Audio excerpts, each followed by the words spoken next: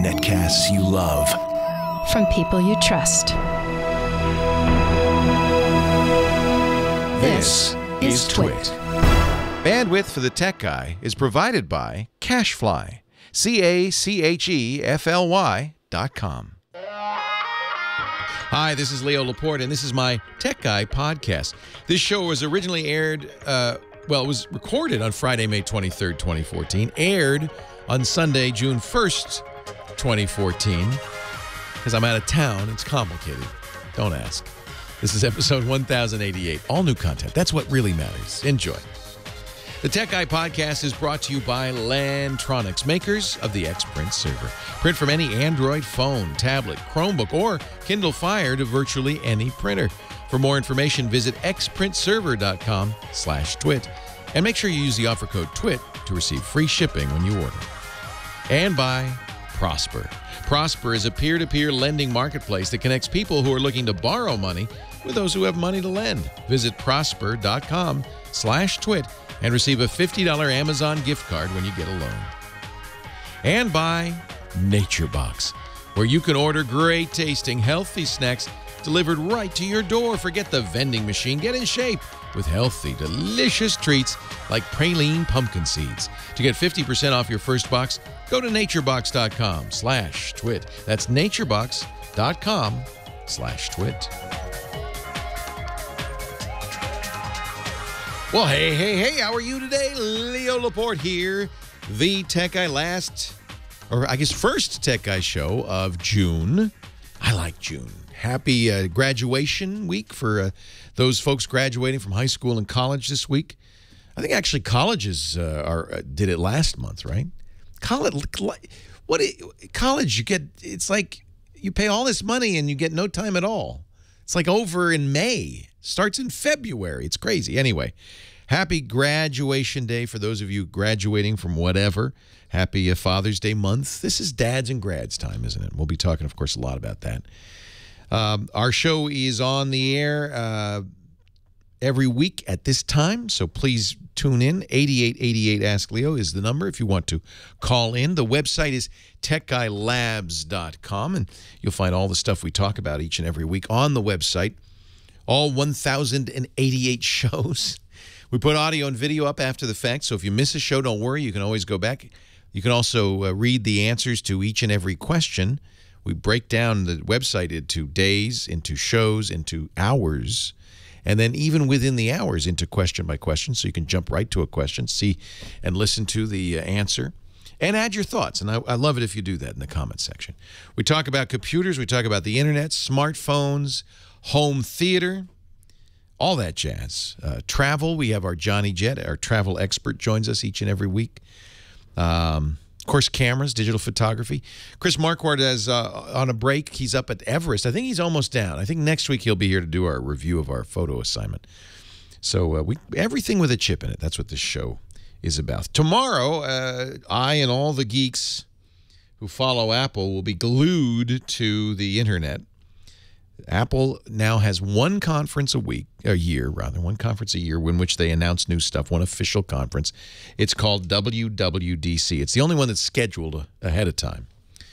We'll probably have some events later this year announcing new iPads and new iPhones, but WWDC is the developers conference, and the keynote is tomorrow, 10 a.m. Pacific time at Moscone West. Let me preface my thoughts about this with the very important statement. No one knows what Apple's going to announce except Tim Cook, Phil Schiller, the executives at Apple, their close confidants. And Apple still, even without Steve Jobs, works really hard to keep this stuff secret. They're smart. It really generates a lot more interest. We're talking about it now, even though we know nothing. Nevertheless, people who cover Apple, people like Mark Gurman at 9 to 5 Mac, have good sources inside Apple, and they often think they know ahead of time what Apple's going to be talking about. Mark says that WWDC will feature new hardware announcements, new Macs, updates to iCloud and OS X Lion. Probably they'll be talking about OS 10.10, the next version of OS X, currently codenamed Syrah. it's wine, right? It's SYRAH, although I'm sure it will receive a California landmark designation. That's the new. They were big cats at first: panther, cougar, lion, mountain lion, leopard, snow leopard. They ran out of big cats. And so then they changed it to California landmark. So the current version of OS X, Apple's OS X, is named after the surf spot Mavericks down in Santa Cruz area. Mavericks Beach. We don't know what they're going to call the next version of OS X, 10.10. We don't know much about it, but presumably this will be the first time they talk about it. They'll also presumably talk about iOS 8. And that'll be kind of interesting. iOS 8. Presumably iOS 8, the next version of the operating system for iPhones and iPads, will come out in the fall. So what do we know? Well, we don't know much. I don't think it's typical that Apple does not release iPhones or iPads in this summer conference. Much more likely that they're going to announce those in the fall, as they typically do. Although you might remember the first iPhone was introduced in June 2007. We probably will see iOS 8. We know that we believe that iOS 8 will have a focus on wearables and this new health book that will allow you to track health information. We'll probably hear a little bit about that. I'm really curious, though, what new hardware they're going to release. And Mark Gurman, who's well connected and no one's denied it yet, says it's very likely that we'll see new Macs announced. Perhaps we're way overdue for a Mac Mini. That thing hasn't been updated in a few years. And there have been updates to the hardware that the Mac Mini runs, the Intel chips and so forth, so I'd expect to see that. Perhaps new iMacs, but most likely new MacBooks. Some think, I'm not sure I agree, we'll see a MacBook Air, that's the thin and light MacBook, with a new high-res Retina display. They've not yet put out those beautiful Retina displays on the Airs. I would love to see that. I'm not sure that's going to happen. The newest version of OS X, 10.9.3, has support for these super high-res Ultra HD 4K displays, even though Apple doesn't make them. So a lot of people think, Apple must be getting ready to announce a 4K display. Those are so expensive right now that it seems unlikely that this is something anybody's going to get too excited about, unless you're a video editor or a photographer or somebody who needs a giant, high-quality, high-res display. I have one. It's very expensive, $2,500. There's two makers out there that seem to do the best. One is sold in the Apple Store, the Sharp, and I have the Asus PQ321Q, I think is the designation. And I have to say, it looks great on 10.9.3. It really does. But it's $2,500. That's more than the computer in most cases. We'll watch. We'll actually cover it live on my podcast network. If you tune in at 10 a.m. Pacific, that's 1 p.m. Eastern time, we will be... I don't think we're going to be able to stream it live. Apple does not typically stream these events live, but we'll be talking about it. Lots of people in there will be live, what they call live blogging. Typing as people talk. Can you believe this? He just announced the new iMacs. And we'll be analyzing it and talking about it with expert journalists in the Mac community. So that'll be tomorrow. And next week, I'll come back here. We'll talk a lot about it. I think the real big question that everybody's wondering is, will Apple finally announce an iWatch? It's been clear that Apple's been hiring people around a product like this. They hired Jay Blahnik from Nike, the guy who did the Fuel Band. He's a fitness expert. They've been hiring medical experts. They hired a guy from a company that makes a pill you swallow that has Bluetooth and allows a Bluetooth device to learn all about your insides. I don't think Apple's going to sell that. And I don't think America's going to swallow it either. So we'll watch. That'll be the most interesting thing. In fact, what they do, maybe we should do this too, is we create a bingo sheet, WWDC bingo sheet, with all the things that they could announce, some far-fetched, some likely. And then as you watch the keynote, you can do the bingo card. Has anybody done a 2014 bingo sheet yet? Got to put the iWatch on there. 4K display, we'll put that on there. I think we can be pretty sure we'll see iOS 8. You'd probably put iPad and iPhone on there just in case. Maybe they'll announce that. I don't see one for 2014. Maybe I'm going to have to get one together here.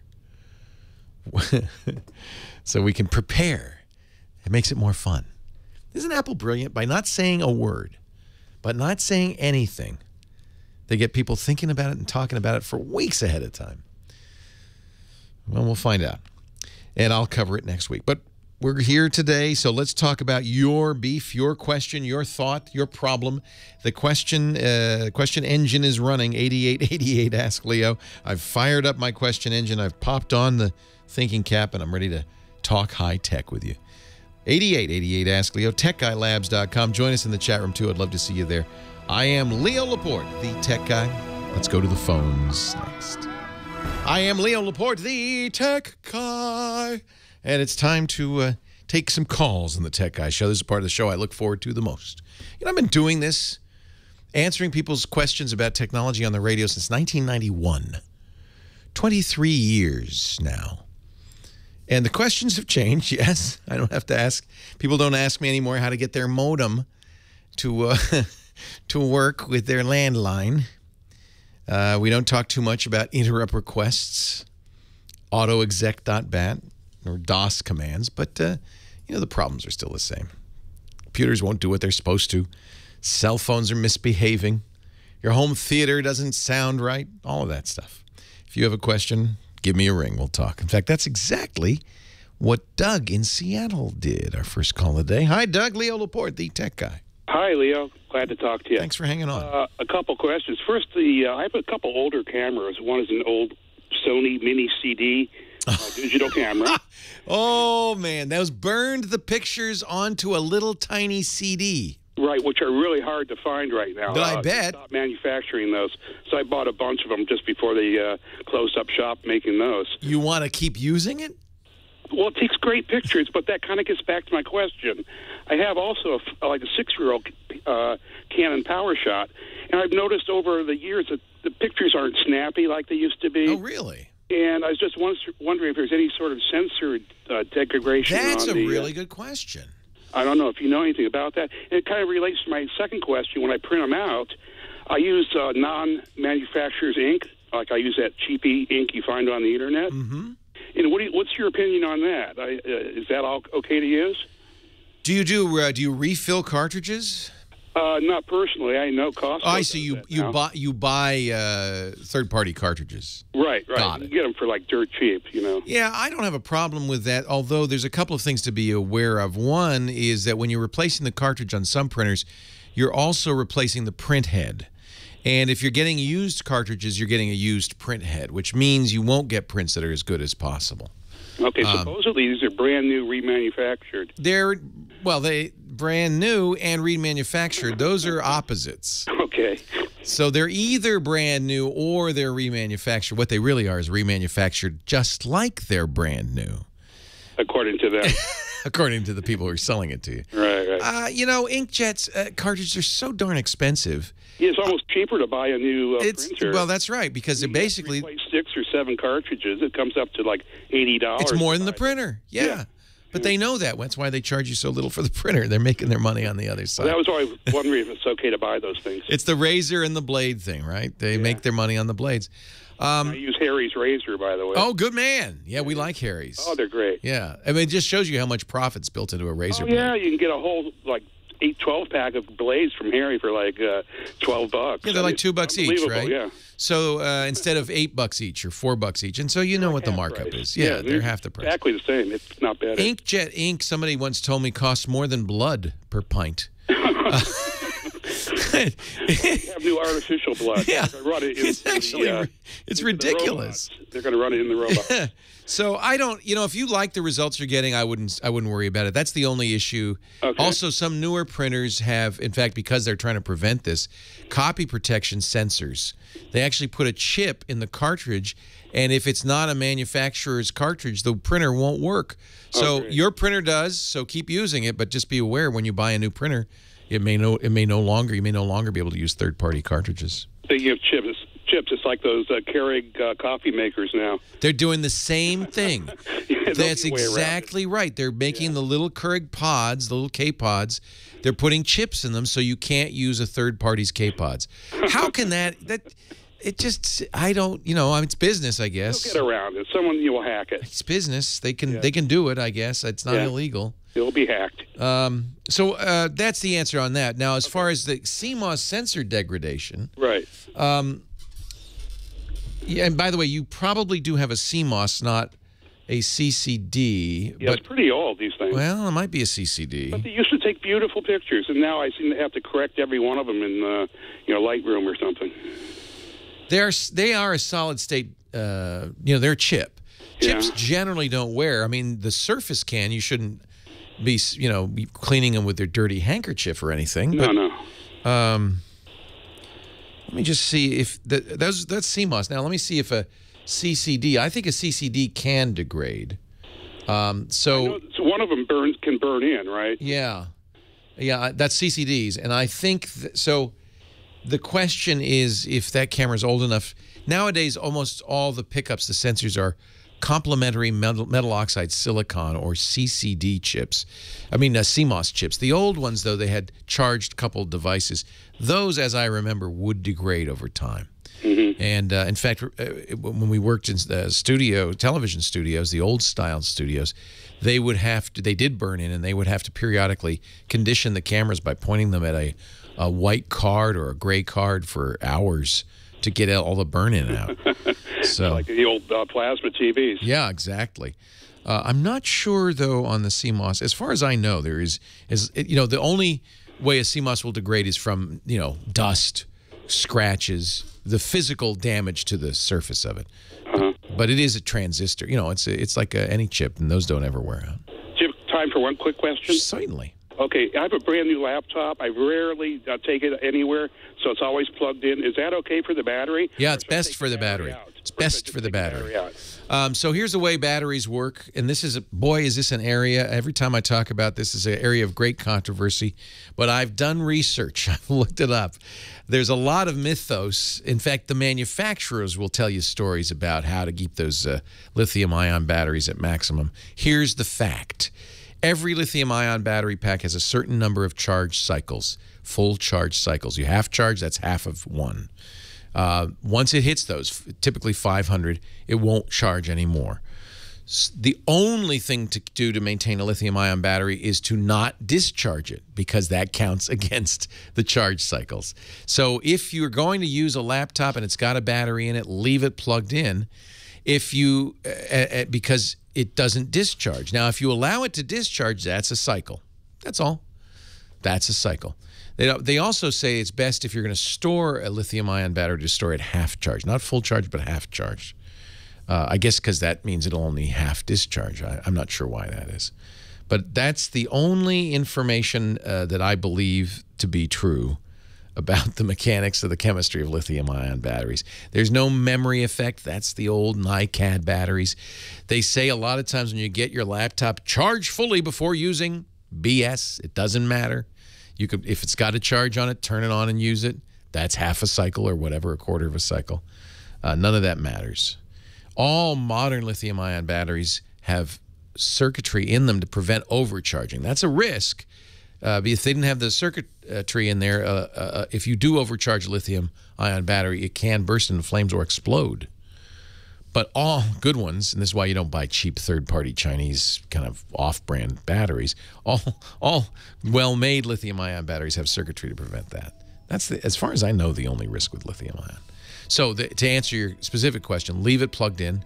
It's okay to take the battery out and let it discharge. That'll be one discharge. But it's okay to leave it in as well. It does not harm it. It does not overheat. It doesn't wear out. It just stays where it is. Leo Laporte, the tech guy. More calls next.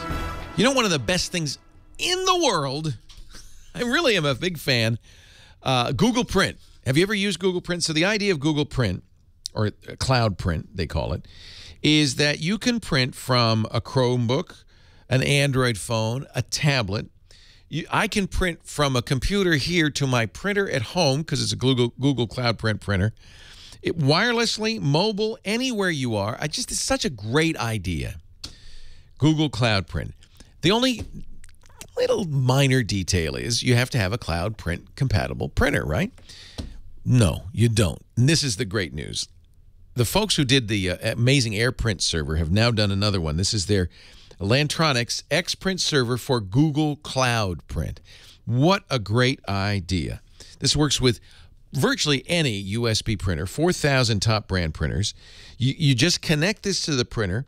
It puts the printer on the network, automatically discovers and sets up printers throughout your network. You just open it, plug it in, and print. You can do advanced configuration because there's a web interface, but it supports multiple printers, virtually unlimited Android devices. You'll be able to print if you print at home from the road. It's fantastic.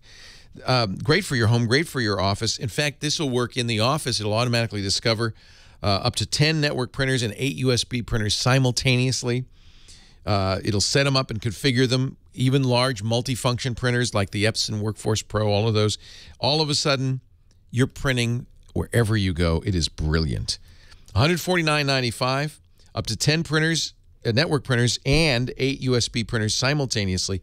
If you want to know more, go to xprintserver.com/twit. And when you buy, use the offer code TWIT, and you'll get free shipping on your order, which is a nice deal. This is such a clever solution. And, you know, from my experience with the AirPrint server, these guys at Lantronix has nailed this. They make it so easy to set up and configure. You know, you don't have to download anything. It pretty much just works. Try it right now, xprintserver.com/twit. And when you buy, use the offer code TWIT for free shipping. Leo Laporte, the tech guy, taking your calls, talking high tech. I forgot to say hello to the lovely and talented Heather Hammond, the phone ranger. The gal in charge of taking your calls. How are you, Heather? Great. And you? I'm doing well, doing very well.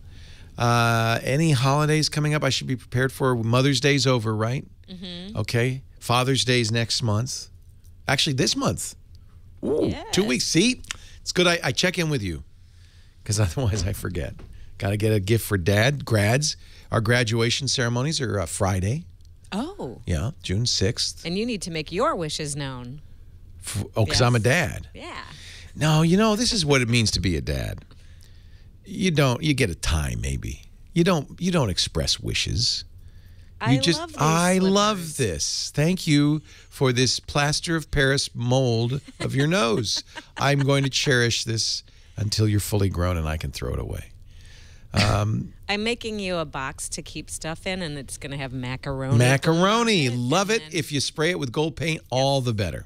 That's exactly what all the better. No, you see, I think the part of being a dad, by the way, can I just say this? Dads are getting a bad rap lately for their sense of humor. Have you noticed this? No. There is a whole kind of meme going on. I think it started with Reddit. Dads? Dads are supposedly have very corny sense of humor. Like, for instance, the kid says, well, go ahead. Tell me you're hungry. I'm hungry. Oh, nice to meet you. I'm Dad. Ooh, yeah, that's harsh. But my dad would never do that. My dad didn't do it either, but apparently hilarious. It is the thing, the dad sense of humor, that's going all over the place. And people are mocking fathers for our poor sense of humors. Unfair. Senses of humor. We won't stand for it. Will you sit for it? So I'm not going to do cornball jokes. But apparently people in the chat room say their dads did a lot of that stuff. Maybe it must be a thing. It is. In fact, it is a thing. Dad humor. All right. Let me do another call. What do you suggest, Heather? I want to give you a chance to weigh in here because you've selected these calls specifically for me. Dear to our heart, John in Silver Springs, a great Fleetwood Mac song. A great Fleetwood Mac song. Hey, John, Leo Laporte, the tech guy. Hey, Leo. Thank you very much for taking my call. I listen to you all the time on podcasts. Oh. I appreciate the chance to listen to you. Well, thank you. Yeah, so everybody should, this is a chance for me to put in a plug, thanks to you, should know that this show and every show that I do, and I do about 12 shows a week on different tech topics, they're all podcasts. That means you can download them and listen to them. You can either get the app on your phone, just look for the Twit app, T-W-I, not Twitter, just TWIT. TWIT. It stands for This Week in Tech. But you could also go to twit.tv and download them, or wherever you get your podcasts, iTunes or whatever. We're there too. Just search for the Twit Network. We got a lot of good shows. And which ones do you listen to? Tech News Today, This Week in Tech. You had John Dvorak on the last episode. He's a character. He was cracking me up. He's reverting to his youth, I think. He's turning into a 3-year-old. He has no attention span at all. He just gets bored and then starts throwing grenades, and I love it too because he's a hoot. He's a character. He's dad. Dad humor is John C. Dvorak humor. I was cracking up listening to an older one where we were talking about the Dutch reach around or something. Oh, yeah. The technique that Google uses to avoid U.S. taxes. Right. Crazy. Well, what can I do for you, sir?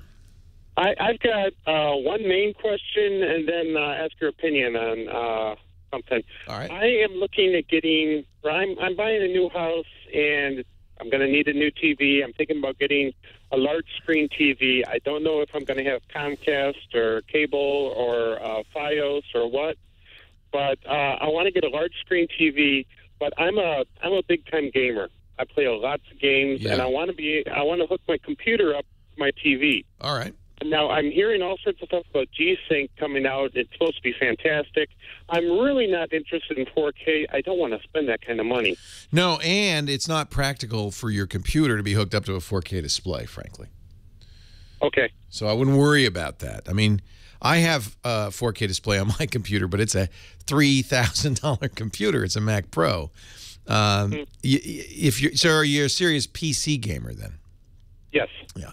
Most of the time, especially on a big screen, you don't sit that close to a TV screen, and not as close as you do to a computer screen. Computer screen's almost at arm length. You wouldn't sit that close to your widescreen TV. You're going to sit 8 to 10 feet away.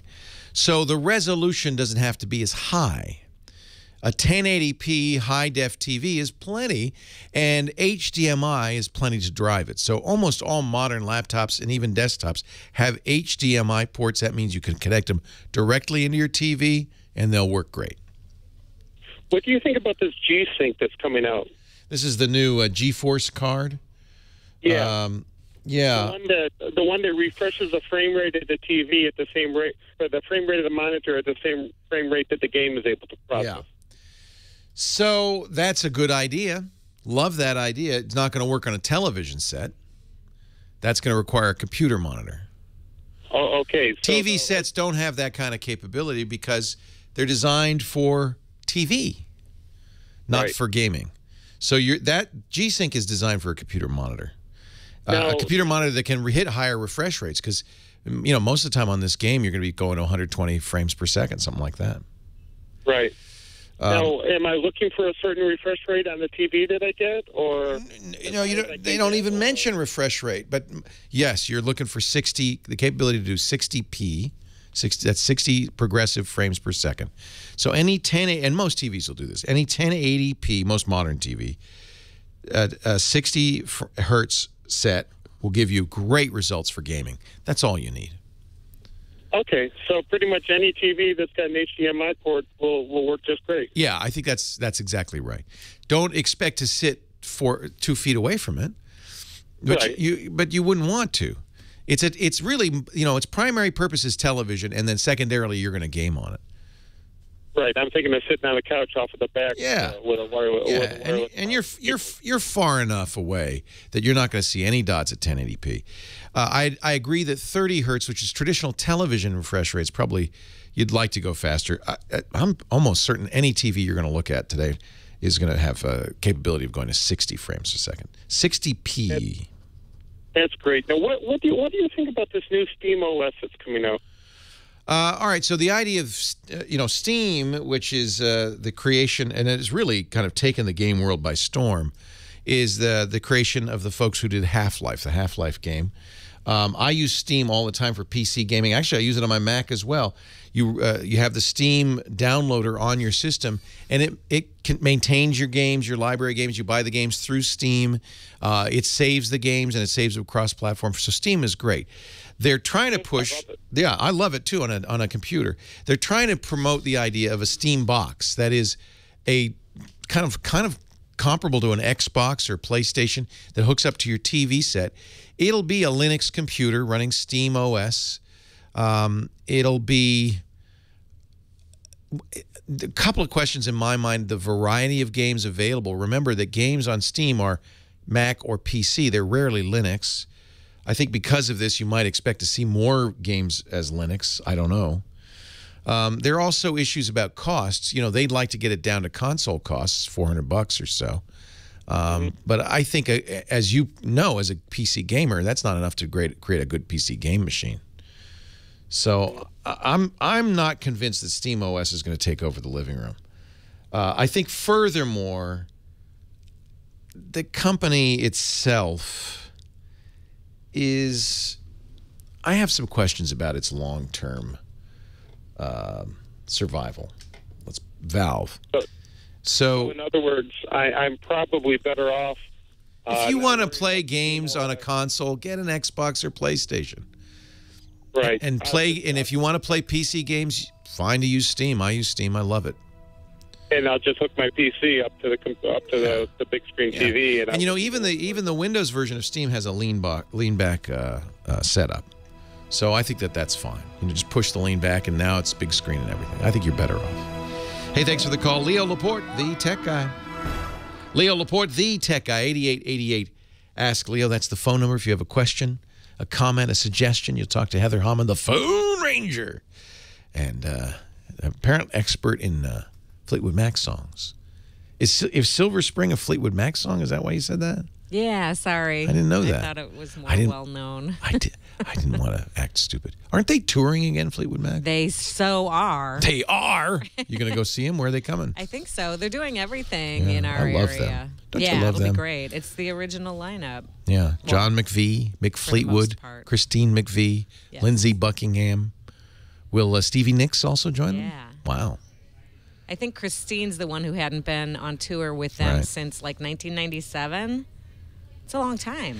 So we're going to continue with 80s rock talk in just a moment, but first, let's get back to the phones. It's fun, you know. You gotta mix it up a little bit. Don is on the line from Mojave Valley, the desert. Hi, Don. Leo Laporte, the tech guy. Hey, Leo, how the heck are you? I am wonderful. Welcome. Thank you, sir. I've watched you ever since ZDTV. You played all those old clips you paid, those sounds were. Oh, does that bring back some memories there? Yeah. Anyways, I bought an iPhone because I'm visually impaired, and I jailbroke it, and I ran it for 2 years. Now I got rid of it. Well, I switched to the Galaxy Note 2, which I like the big screen because I can actually see it. So you have some vision, so the big screen is helpful. Very helpful. But now what I want to do, I don't have a service on the iPhone. Can I unjailbreak that through iTunes? Will it work? Yes. Very good. And now, what do you recommend for rooting the Note 2? You'll need Wi-Fi. You just don't need phone service to unjailbreak it. Okay, good. Yeah. I have that. Because you have to download the restore. So, and I'm sorry, what was the second question? The Note 2. What's the best software to root it? That's an easy thing, but you want to be careful on rooting. Rooting is very specific to the model. So, for instance, if you had an unlocked Note 2, a European Note 2 running the Exynos chipset, not so easy. If you have an AT&T Note 2, it's a snap. Verizon. Or Verizon, same thing. Any U.S. model. So what I would do is go to XDA Developers. That's a great site for people who want to learn how to root any Android device and search for your specific model. And I mean specific. It will be Verizon Note 2. In fact, if you can find the model number, whatever it is, I-9500 or whatever it is, use that model number to search for it, because all the rooting procedures vary slightly depending on the phone you're using. So I want to go to the About phone. It gives me the model number right there. Yep, right there.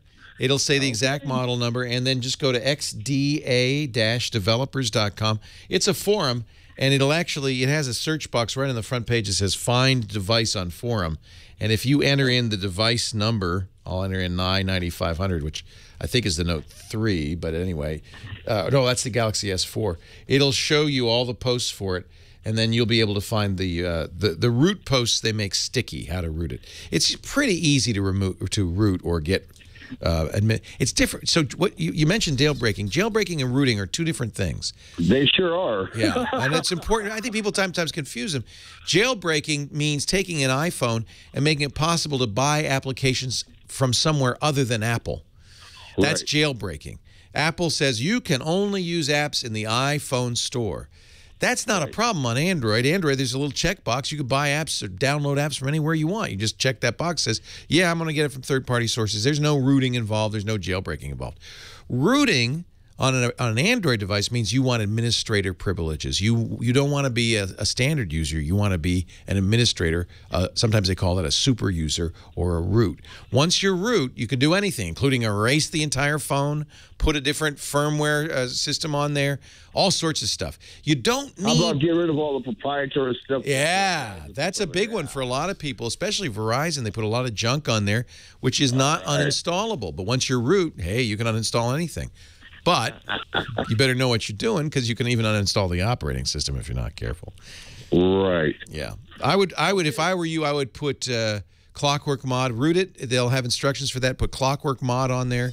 And that gives you a chance to choose from different ROMs, makes it very easy. And by the way, none of the third-party ROMs like Cyanogen have any junkware on them. They just don't include it at all. A great place to learn all about this. And this isn't for the average Joe. This isn't for you. If this scares you at all, don't do this, because you can make your phone unusable.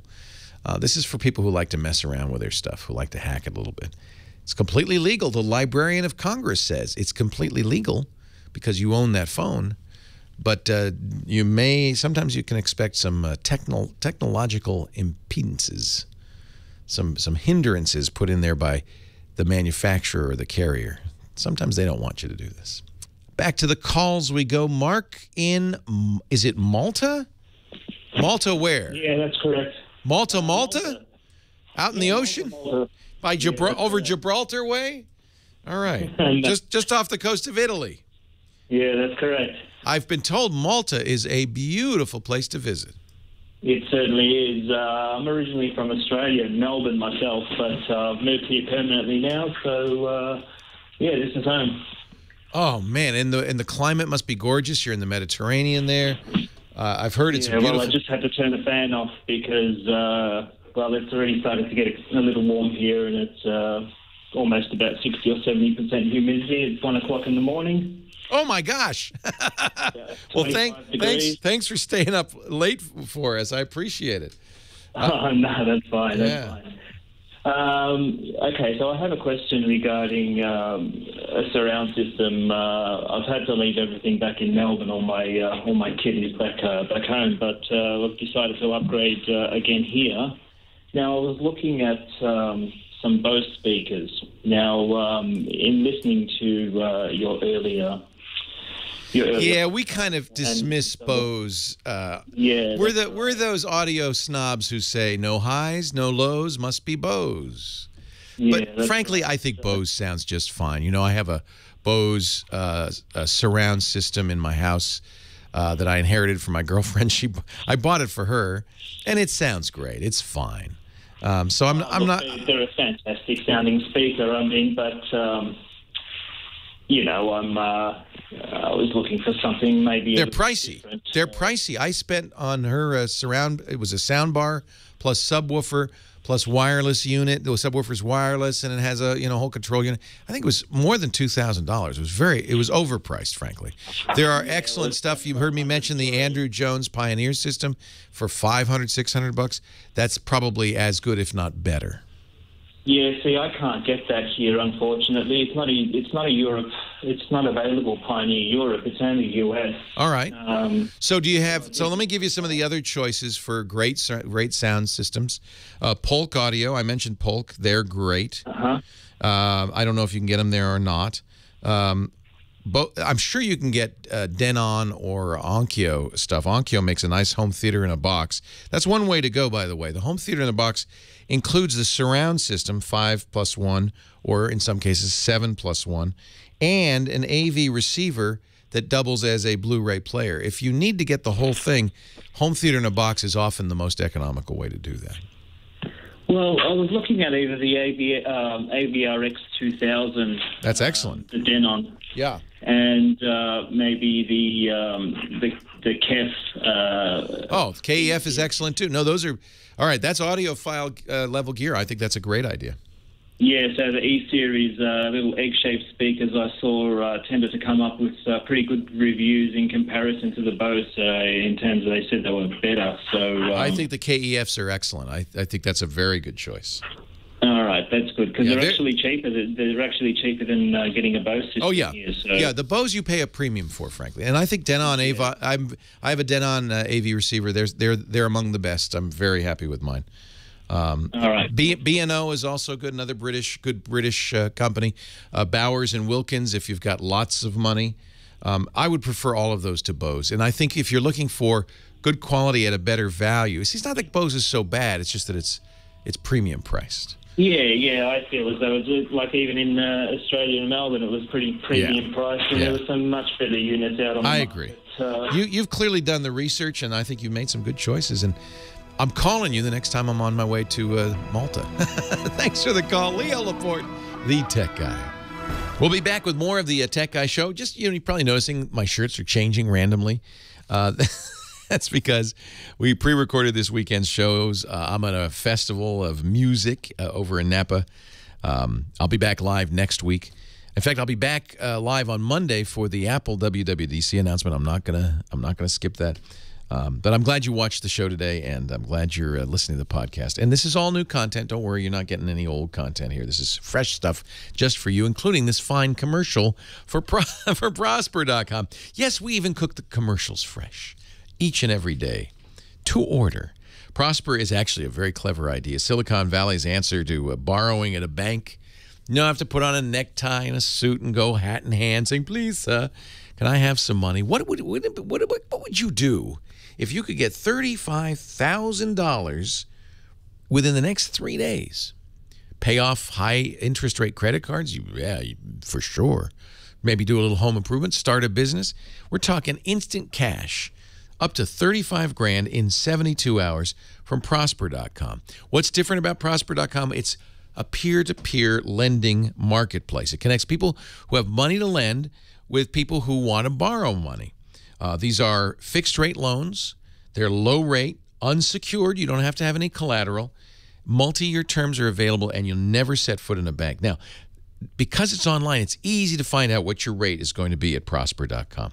So what I suggest you do is visit prosper.com/twit. You just fill out that easy online application, just a few details. You'll see your rate almost instantly. Good news, checking the rate will not affect your credit score. That's not a problem. I think this is great. There are more than 2 million members now at Prosper.com, lenders and borrowers alike, and they just crossed $1 billion in funded loans. This is a revolution. I just think this is such a great thing. Prosper.com/twit. Check your rate instantly. Does not affect your credit score. Easy to do. And by the way, for a limited time, Prosper is offering Twit viewers a $50 Amazon gift card when you get a loan. So visit prosper.com/twit. That's a special site just for you. Up to $35,000 in just 3 days and a $50 Amazon gift card when you get a loan.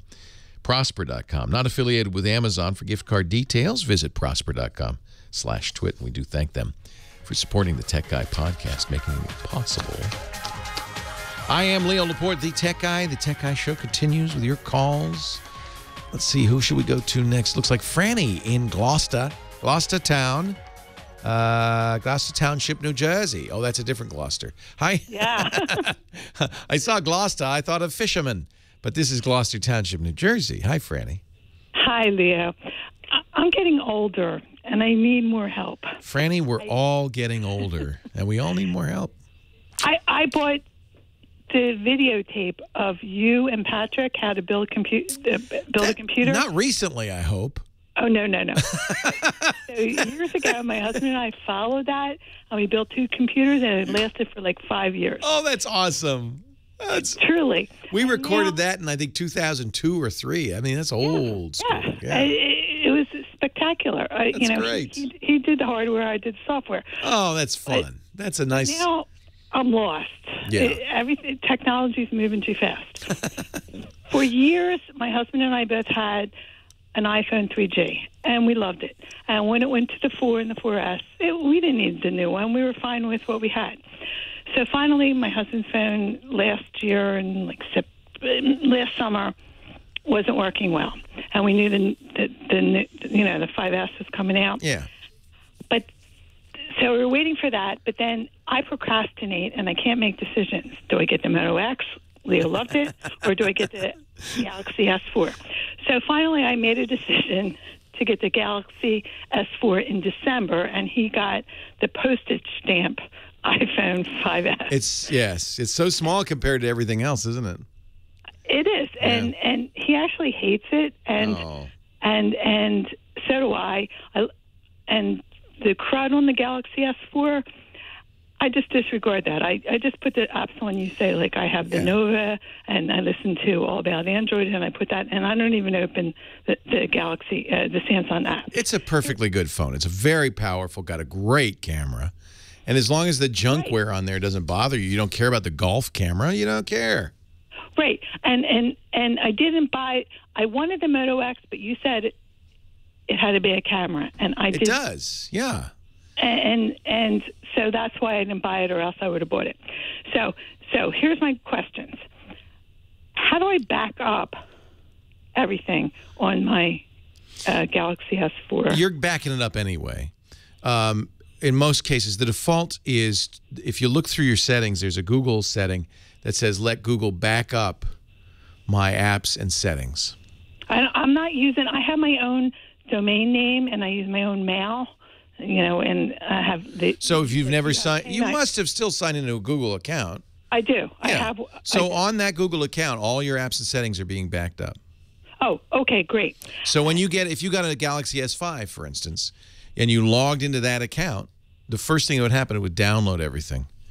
And it would keep my settings. My settings are all. And it would keep your Wi-Fi settings and all that stuff. Just check, go into your settings, and make sure that that's turned on. But it is by default. Okay. Second quick question is, in like 6 months, because we're grandfathered in AT&T for unlimited data. Yeah. So if they will unlock my husband's 5S, in like a couple more months, then can I sell that and then pay full price for the new Moto X that's coming out? Because he regrets that he didn't get that one. Yeah, I think he'd be happy. Yeah, I expect that sometimes we call this the X+1, although we don't know really any details about it. But I would expect that Motorola, the first thing they do is put a better camera in there. If not, take a look at the HTC One, which is a beautiful phone with a great camera. In fact, a lot of people from iPhone refugees, one of the things the iPhone is notorious for is how beautiful it is, how well made and elegantly it's put together. And for fit, those people often don't like Samsung because they're kind of plasticky. But they might like the HTC One. It's all cast aluminum, and it's really beautifully made. Very nice camera. Nice features. I really like it. So, and we'll see. I just don't know what the X+1 is going to look like. I have no idea. And how do you back up IMAP email? Because I switched over to IMAP. You don't. IMAP, the whole point of IMAP is that the email's never deleted. It's saved on the server forever. Okay. So if you're using Google, for instance, as an example, Gmail, that was the selling point of Gmail was, no, don't delete any mail. We'll store as many gigabytes as you have, and you can search it all and always have it. So the whole idea of IMAP, unlike POP, which is what people are mostly used to, is that the mail stays on the server. And unless you explicitly expunge it, it will stay there. Thank you. You're very welcome. And I'm looking, and it's in the backup and reset section of your settings. There's a checkbox. I think on by default, it'll show you which Google account it is, and then it's back up my app data, Wi-Fi passwords, and other settings to Google servers. And it makes it's one of the features I particularly like about Android is when you get a new Android phone, you log into your Google account and boom, everything's downloaded. Your contacts, your calendar, everything. If you use Google Contacts and Google Calendar, and it does remember all your settings and all your apps. It'll reinstall the apps from fresh copies, so it has to download all the apps. But that makes sense because you want to get the latest versions. Great. Thank you very much. I really appreciate it. My pleasure. Nice to talk to you. Thanks for the call. Do watch AT&T, though. You have that unlimited data on your iPhone. They're going to do everything they can to get you off that. In fact, wasn't it the CEO of AT&T who said that was his greatest regret was offering unlimited data plans when the iPhone came out? It was his greatest regret, which can pretty much tell you that they're going to try to get it away from you the minute they can. I have 2 minutes left in the segment. Let's see if we get another call in here.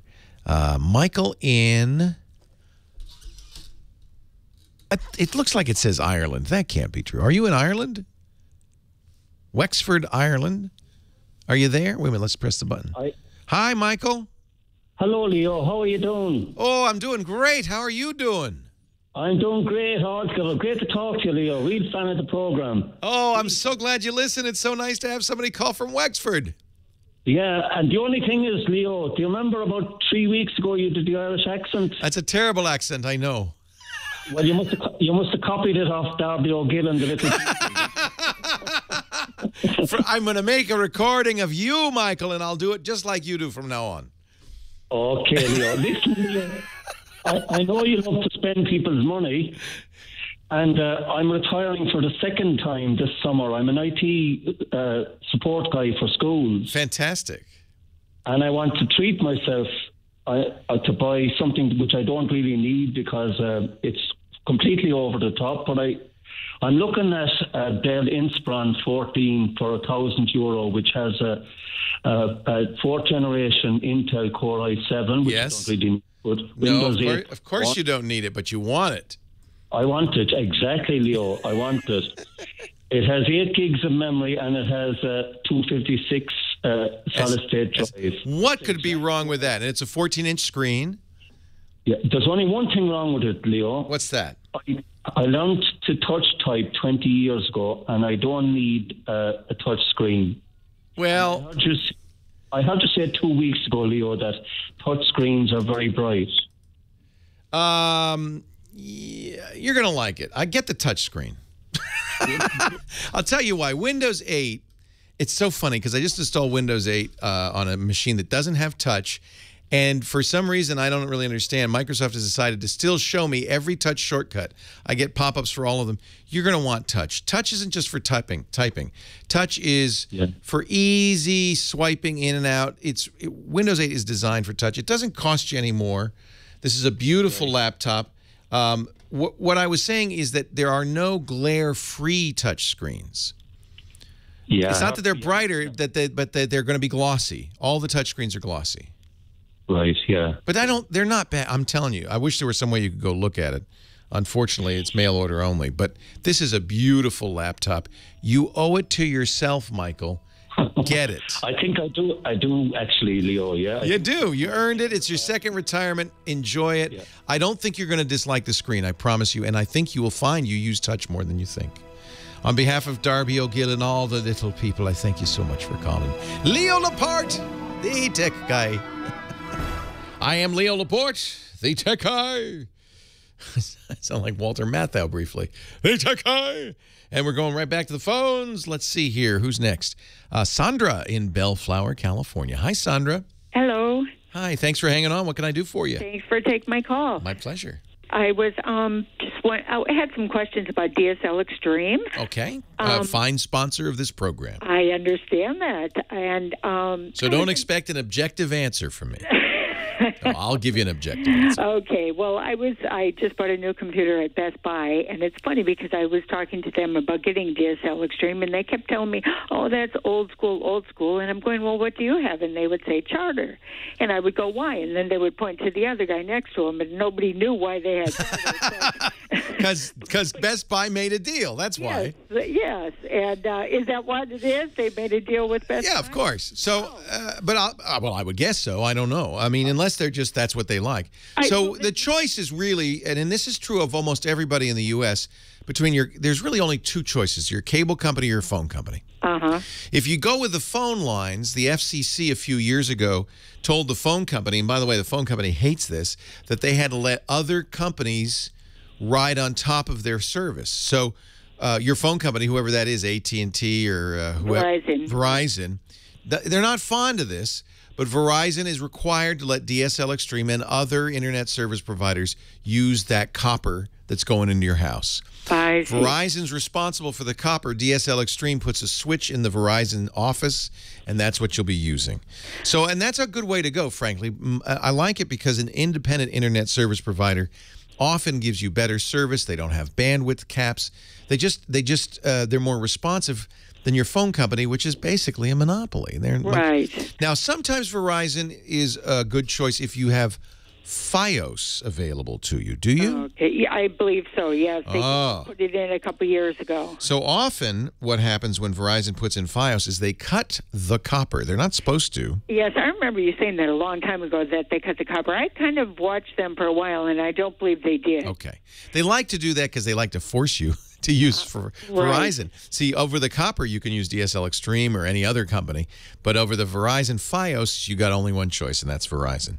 Now, Fios is, so let's talk about the kinds of service you get from cable, from fiber optics, which is what Fios is, and from DSL. Those are the three different ways. Cable and DSL are copper wires. The cable's a big fat coax, right? Right. The copper wires, just really two wires, what they call a twisted pair coming into your house. And then Fios is actually fiber optic, glass fiber. The highest speed capability comes from fiber optic. But the total speed you're going to get really depends on the service provider, not how much carrying capacity. Sometimes, though, DSL is slower because it's a phone line, and depending on how far you are from the phone office or the nearest repeater, sometimes that speed is pretty low. In fact, if you call DSL Extreme, they'll probably quote you the lowest price, but they may also quote you the lowest speed, and that's dependent on how far you are from the central office. I see. So that's one reason geeks, maybe the guys at Best Buy, often say, oh, don't get DSL. Yeah. DSL tends to be more consistent in speed, though, because you aren't sharing the bandwidth with your neighbors. The problem with cable sometimes is that the cable company provides a certain amount of bandwidth to a box in your neighborhood, and everybody in your neighborhood's using that bandwidth. Oh. So when everybody in the neighborhood gets on Netflix, Netflix slows down. Wow, I see what you're saying. It's shared bandwidth, and that's one advantage DSL has. It tends to be consistent. It's lower speed, but it tends to be a more consistent speed. But I'm sure you can buy more speed. You can always buy more speed. DSL Extreme will sell higher speed. But don't say I'm sure, because if you're too far from the office, there may be a cap on how fast it'll go. I see. The maximum speed goes lower and lower the farther you are from the central office. I see. I'm going to just be a regular surfing the net, email, and then I will be uploading some abstract art. Oh, that's neat. Are you an artist? No, my husband is. Oh, that's neat. Yes, in about a month, we're going to have a professional take pictures, and then we're going to upload it and start a web page and things like that. So you're going to start to maintain a web page. That's great. Right. You know, all of that can be done on almost any speed. You don't need a super amount of speed. Where the speed becomes critical is when you're watching movies or downloading large files. That's where the amount of speed you have really matters. So mine's more upload, right? Yeah, and that's important. A lot of times the upload speeds are pretty low on DSL. I see. The best bang for your buck is probably Fios. It's going to be a lot of speed. You may not need all that speed. Cable is probably the middle one where you can choose the speed tier you want. It'll be a lot of this is, by the way, very dependent on the company and the implementation in that area. So there's no, I can't say definitively Fios is faster than cable, which is faster than DSL. It will be dependent on your neighborhood. You might even ask, if you know your neighbors, you might ask what they use and if they've been happy with it, if they like the company, if the service has been consistent. You know, sometimes spotty service in some neighborhoods, this cable goes out a lot. Sure. How's your cable TV? Is it pretty reliable? Yes. Okay. Yes. And they also say that DSL comes with a modem. But don't they all come with modems? Yeah, they all do. They all come with a box of some sort. Technically, they're not modems, but they come with a box. They call them a modem, and it's just the thing that interprets what's coming in from that cable or that wire, so that you can then plug in a router. Sometimes they come with a router and then share that internet throughout the house. Does DSL come with a router? All of them. Well, it depends. You ask them. You say. Most of the time, they like to give you the router and the modem at the same time, one box.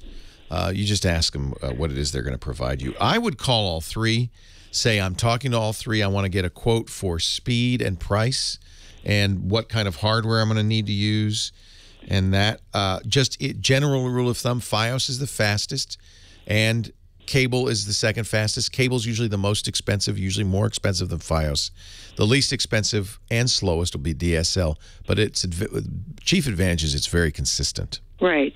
And it's probably fine for right now until I get the web page going up, and then I can always transfer. Even that, because you're not going to host the web page. Some other company will. You're just going to put stuff up there. Right. So I think if you don't stream movies on Netflix or anything like that? Well, I don't even have the internet right now because I just have the computer.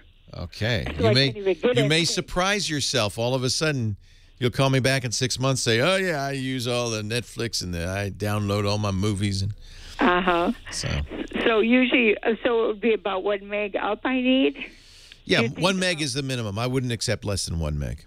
Okay. And by the way, DSL Extreme at their lowest price does not give you that. So you want to make sure you get the next step up. Sure.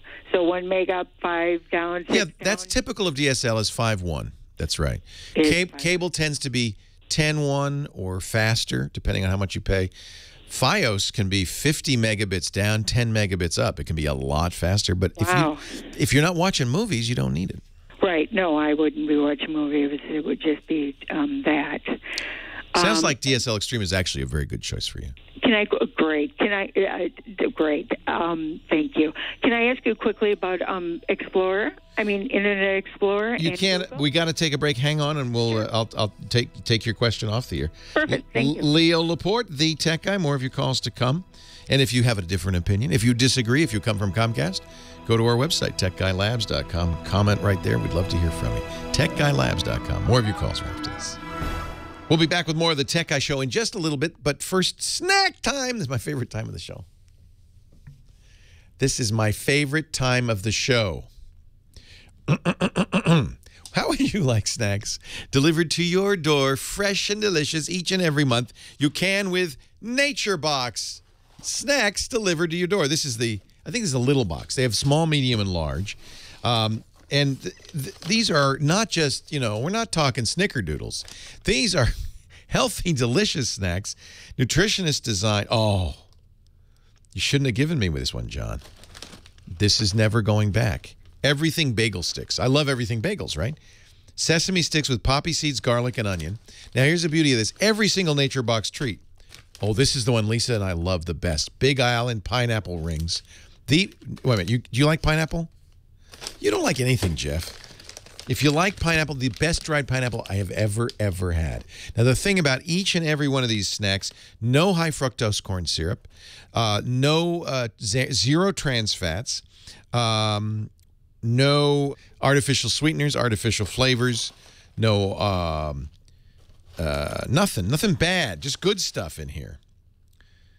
And it's so delicious. And so they're treats you don't mind giving your family. We buy them for our employees because we want them to be healthy.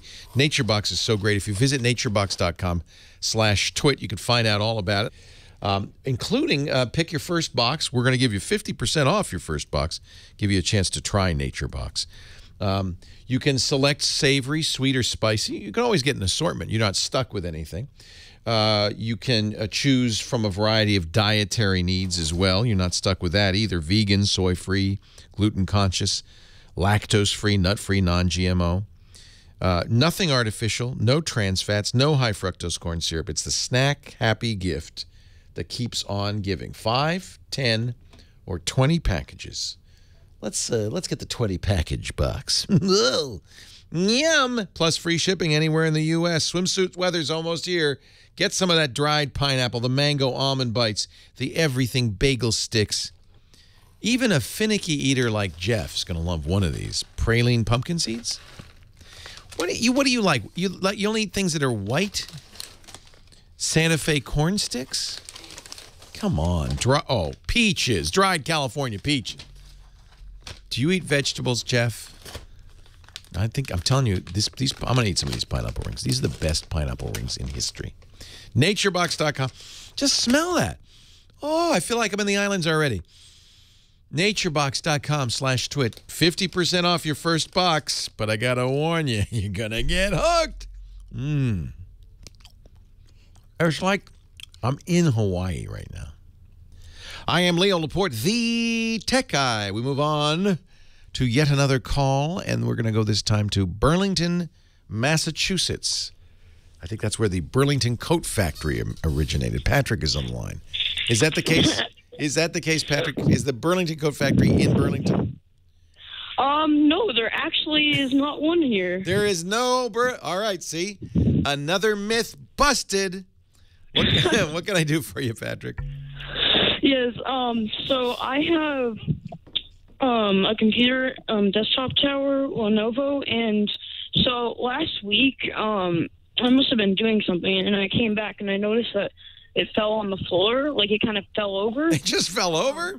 Yeah. A tower? It just fell over? Yeah. All right. I think your kid brother tackled it, but go ahead. Maybe your cat ran into it head first. I mean, those are pretty solid. You know, that's all right. Go ahead. Maybe there was an earthquake. Yeah. So ever since then, whenever I boot up, it makes like a loud rattling sound. Yeah. Yeah. It's time to don't stop. Turn it off now. Okay. Is it on now? Turn it off. So here's what happened. Have you ever opened up the case on that thing? I did when I was putting RAM on it, but I haven't since. Yeah, you're going to go back in it. So what you want to do is power down, shut down Windows, and unplug it. And you should discharge any static electricity you have. It's a metal case, I'm sure. Yeah, do that. Touch the case. When you open it up, touch the power supply. But you want to make sure there's no static electricity. Now, you're going to look inside there, and you'll see there's fans. There's generally, there's a fan on the CPU. There may be a fan on the motherboard or the graphics card. And there'll, of course, be intake and outlet fans on the case itself. One of those fans, there's a wire that hit it. So when it fell over, the wire dislodged or came loose, and it got in the way of the fan blade. And so I think the sound is something like, that's the fan hitting the wire. And the reason it's potentially dangerous is eventually it could wear down the insulation and short circuit whatever that is. So we don't want to mess around with that. You know, if you don't, so make sure the fans are all clear as the case is standing up normally. Okay, you're going to get down your hands and knees with a flashlight. Make sure all the fans are running and spinning clear. And then check the power. There may be a plastic cover over the GPU or over the CPU or over the power supply. Make sure that didn't shake loose. Those are held down by screws that could easily have popped off, and that could be doing it too. There's something loose in there, and you want to make sure that you get it all clear. Once you've got it all clear, if you really feel brave, and it's not dangerous if you don't do anything dumb, don't close up the case yet, but plug it in and turn it on.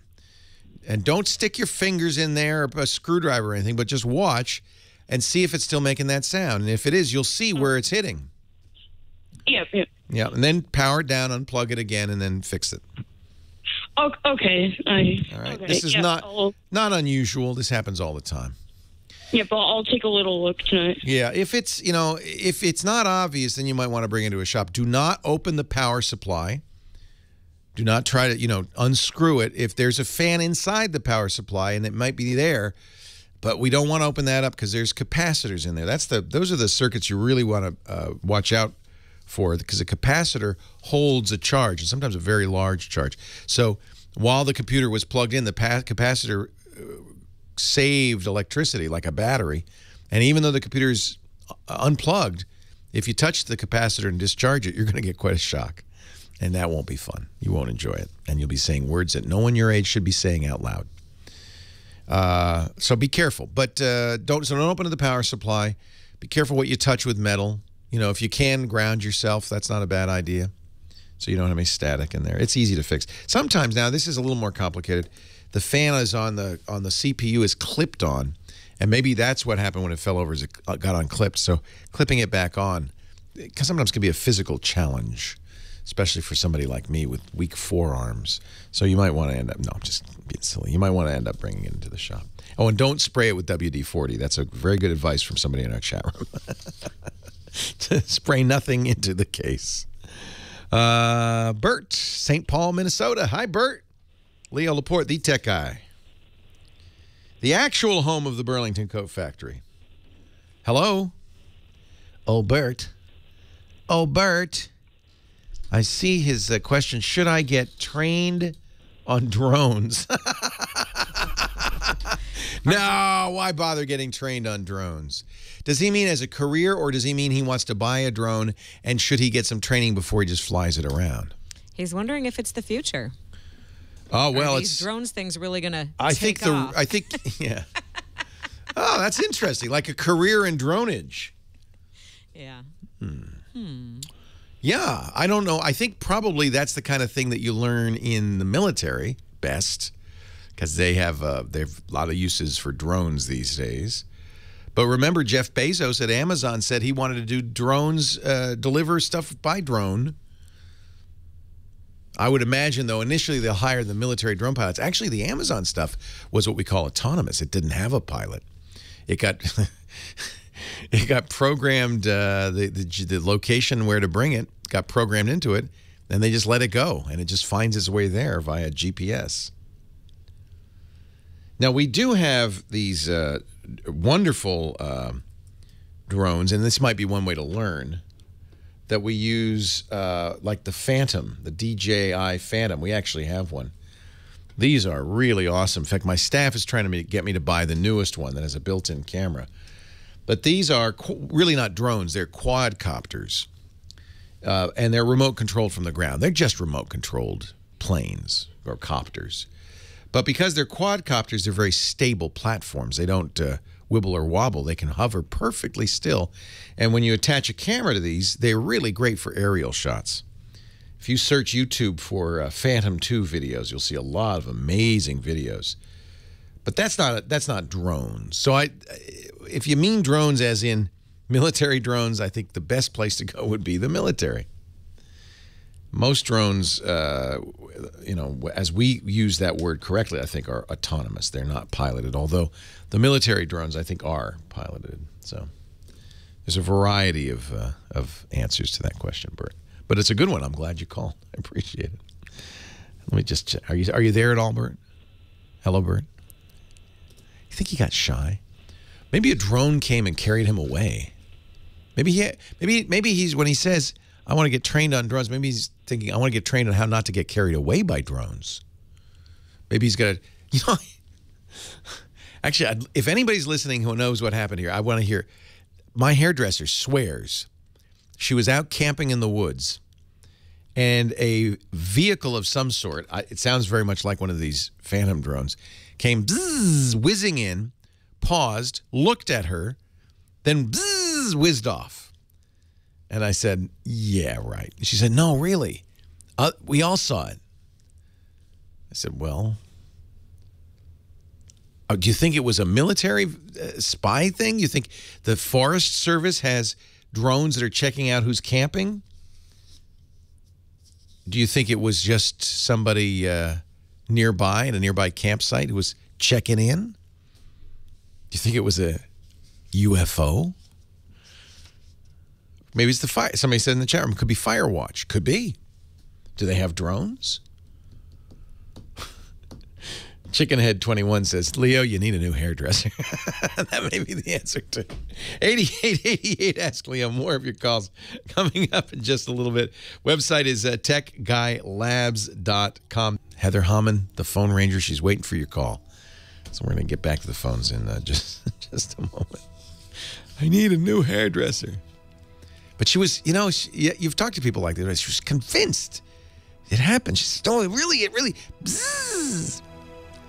Could just be a dragonfly, I guess. Who knows? Leo Laporte, the tech guy. More calls right after this. Leo Laporte, the tech guy. Before the break, we were talking to Sandra in Bellflower. And you said you wanted to ask about Internet Explorer? Yes, Internet Explorer. I thought I heard a couple weeks ago you suggest that you use Google. I use Google Chrome. I don't like Internet Explorer, yeah.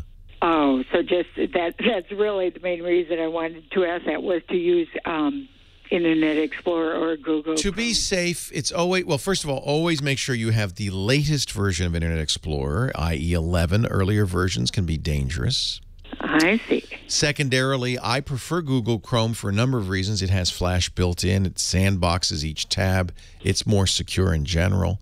But IE is not bad. It's almost a preference at this point. But I think Chrome is slightly better, and it's less attacked, I guess, would be the other reason. Okay, that's great. And I bought a Epson Express, 810 Express, and the lines are wiggly. No, they shouldn't be wiggly. I know. No wiggly lines. So there's going to be a printer head check in your if you look in the settings of the printer.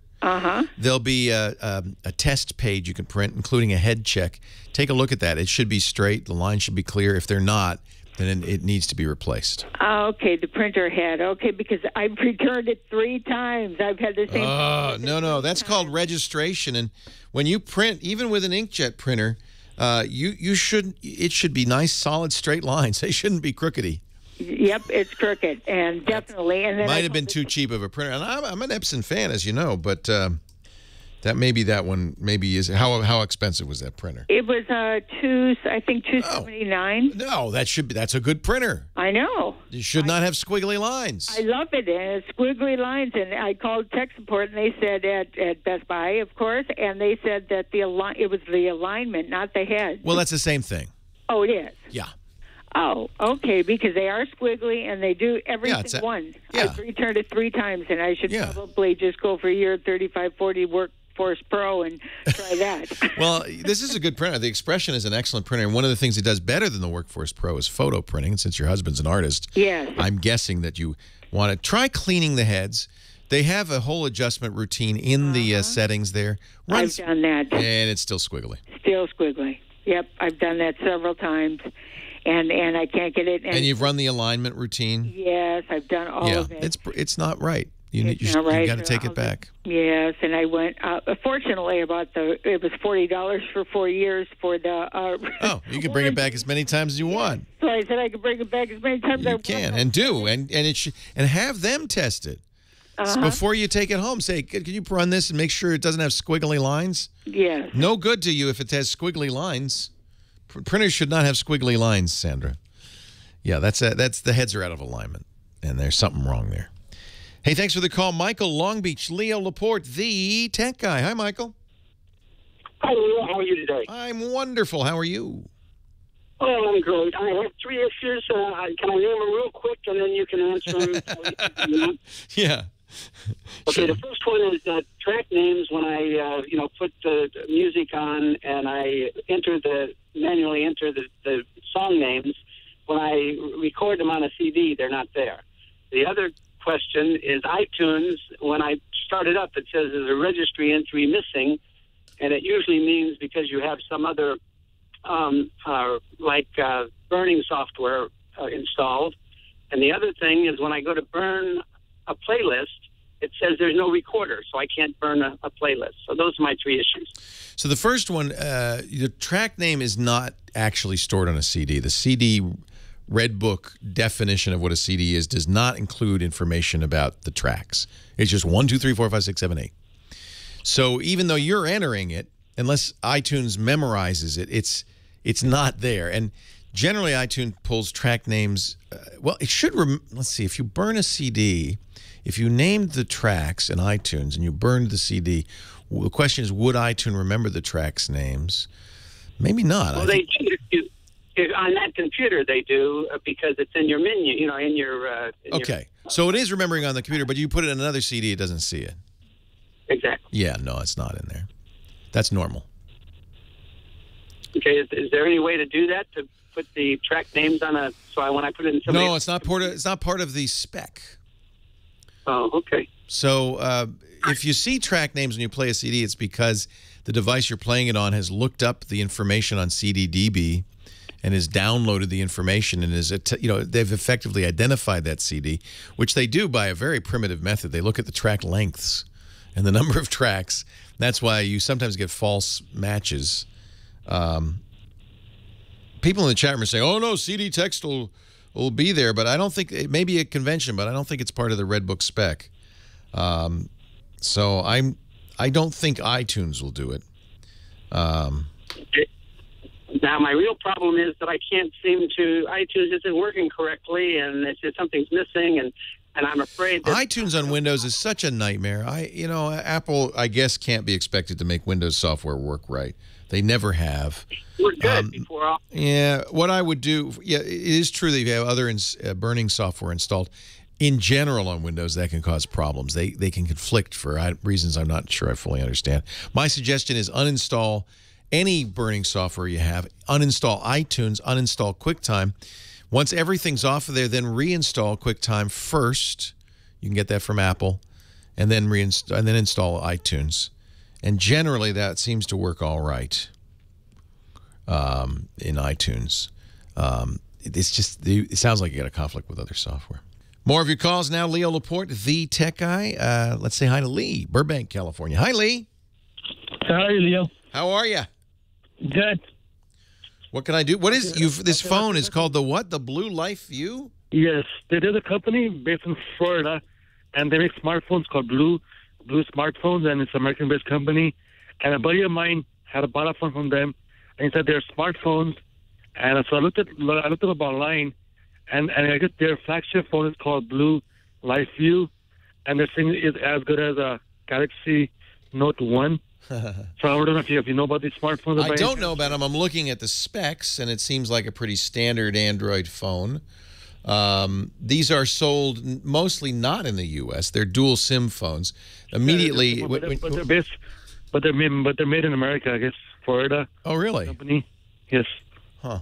But they're made in America for sale outside of the U.S. Dual SIM phones are typically used in other countries where you often cross international borders, so you'll have dual SIMs. A couple of things I don't like about it. One is I believe it has Android 4.2. That's 2 versions old. That's not a great thing. But on the other hand, it's very affordable, and they're unlocked, aren't they? Yeah, they're all unlocked. Yeah. I have T-Mobile, and I asked them about it, and then they said that if it's dual SIM, they should be able to use it. Yeah, that's what you always want to check when you're buying a phone that's intended for international markets is look at the frequencies and make sure that they're compatible with the T-Mobile frequencies. I'm looking on Amazon, and I see it's 850, 1900, and 2100 GSM. It supports HSPA+. It is not going to support LTE. That means you won't get the fastest data that T-Mobile offers. But, it's a $245 unlocked phone with a 5.8 screen. It's 720p, not the highest resolution. It is, there are a lot of companies now making phones for underdeveloped nations, what we used to call third world countries. And these phones typically are much less expensive than the phones we get, the high-end phones we get in the U.S. I'll be honest, at that price, which is not as cheap as it could be, normally I'd say these phones are under $100 for this kind of specs. I would not get this. I would take a look at the Motorola. The Moto G is less expensive and has pretty much the same specs for about $100, and it has some really nice features. It's not dual SIM because it's intended for sale in the U.S. But unless you're traveling, overseas, I think this is fine. It's 4.5 inches, slightly smaller, but it's got the latest Android, which I think is fairly important. It will support LTE, on the T-Mobile network, and it's $99. So half the price. The E is also good. The Moto G and the Moto E. The G was most recently announced. The Moto, or was it the other way around? I can never remember. Which one's newer? The E? No, the G is the E is the newest one. I don't know if they're available yet. I would get the G. $100, half as much as the Blue, and a company that's a little bit better known. You can get it on Republic Wireless for $150 with no contract. I see it on Amazon Unlocked for around that or less, $100. That's where I'd go for that, and it's much more modern. Leo Laporte, the tech guy. We'll have more of your calls right after this. Leo Laporte, the tech guy. I think I should take a call, don't you? Let's see here. Jerry is in Los Angeles. Hey, Jerry, welcome. Hi. Thanks for hanging on. What can I do for you? Oh, that's what you're welcome. I've got a problem. I tried to get creative, and I had Windows XP and decided to put Windows 7 on my computer. It's a Dell Dimension 3000. That shouldn't be a problem, and that Windows 7 was designed to upgrade from XP. Well, unfortunately, when I tried to do it, it said there was not enough space on there. So I thought, well, just put some things over to my external hard drive, which was a WD 3200. And when I did that, I thought, well, I'll just repartition and get a little space there and be able to have enough room on there on my computer to be able to do it. This is such a familiar story. Well, then I thought, well, maybe I'll try this. Then I thought this and this. And pretty soon you're down that rabbit hole, aren't you? Exactly, yes. I looked for my photos. I could no longer get to them. Oh. So, on my F drive now. How do I get to it? You got me. I don't know. The problem is I don't know exactly what you did here. The method of choice, given you had a full hard drive, would be to back up data only onto the external drive, then wipe the drive and install Windows 7 on the internal, then restore data. That was my plan. Yeah. But you've messed with partitions, and now I'm worried that maybe you've... So you copied the data to the external drive, the photos? Well, I had the photos on the external drive originally. I just kept photos on there, and then I figured, well, I'll just take the data from my hard drive and put it onto the external drive. Right. That sounds sensible.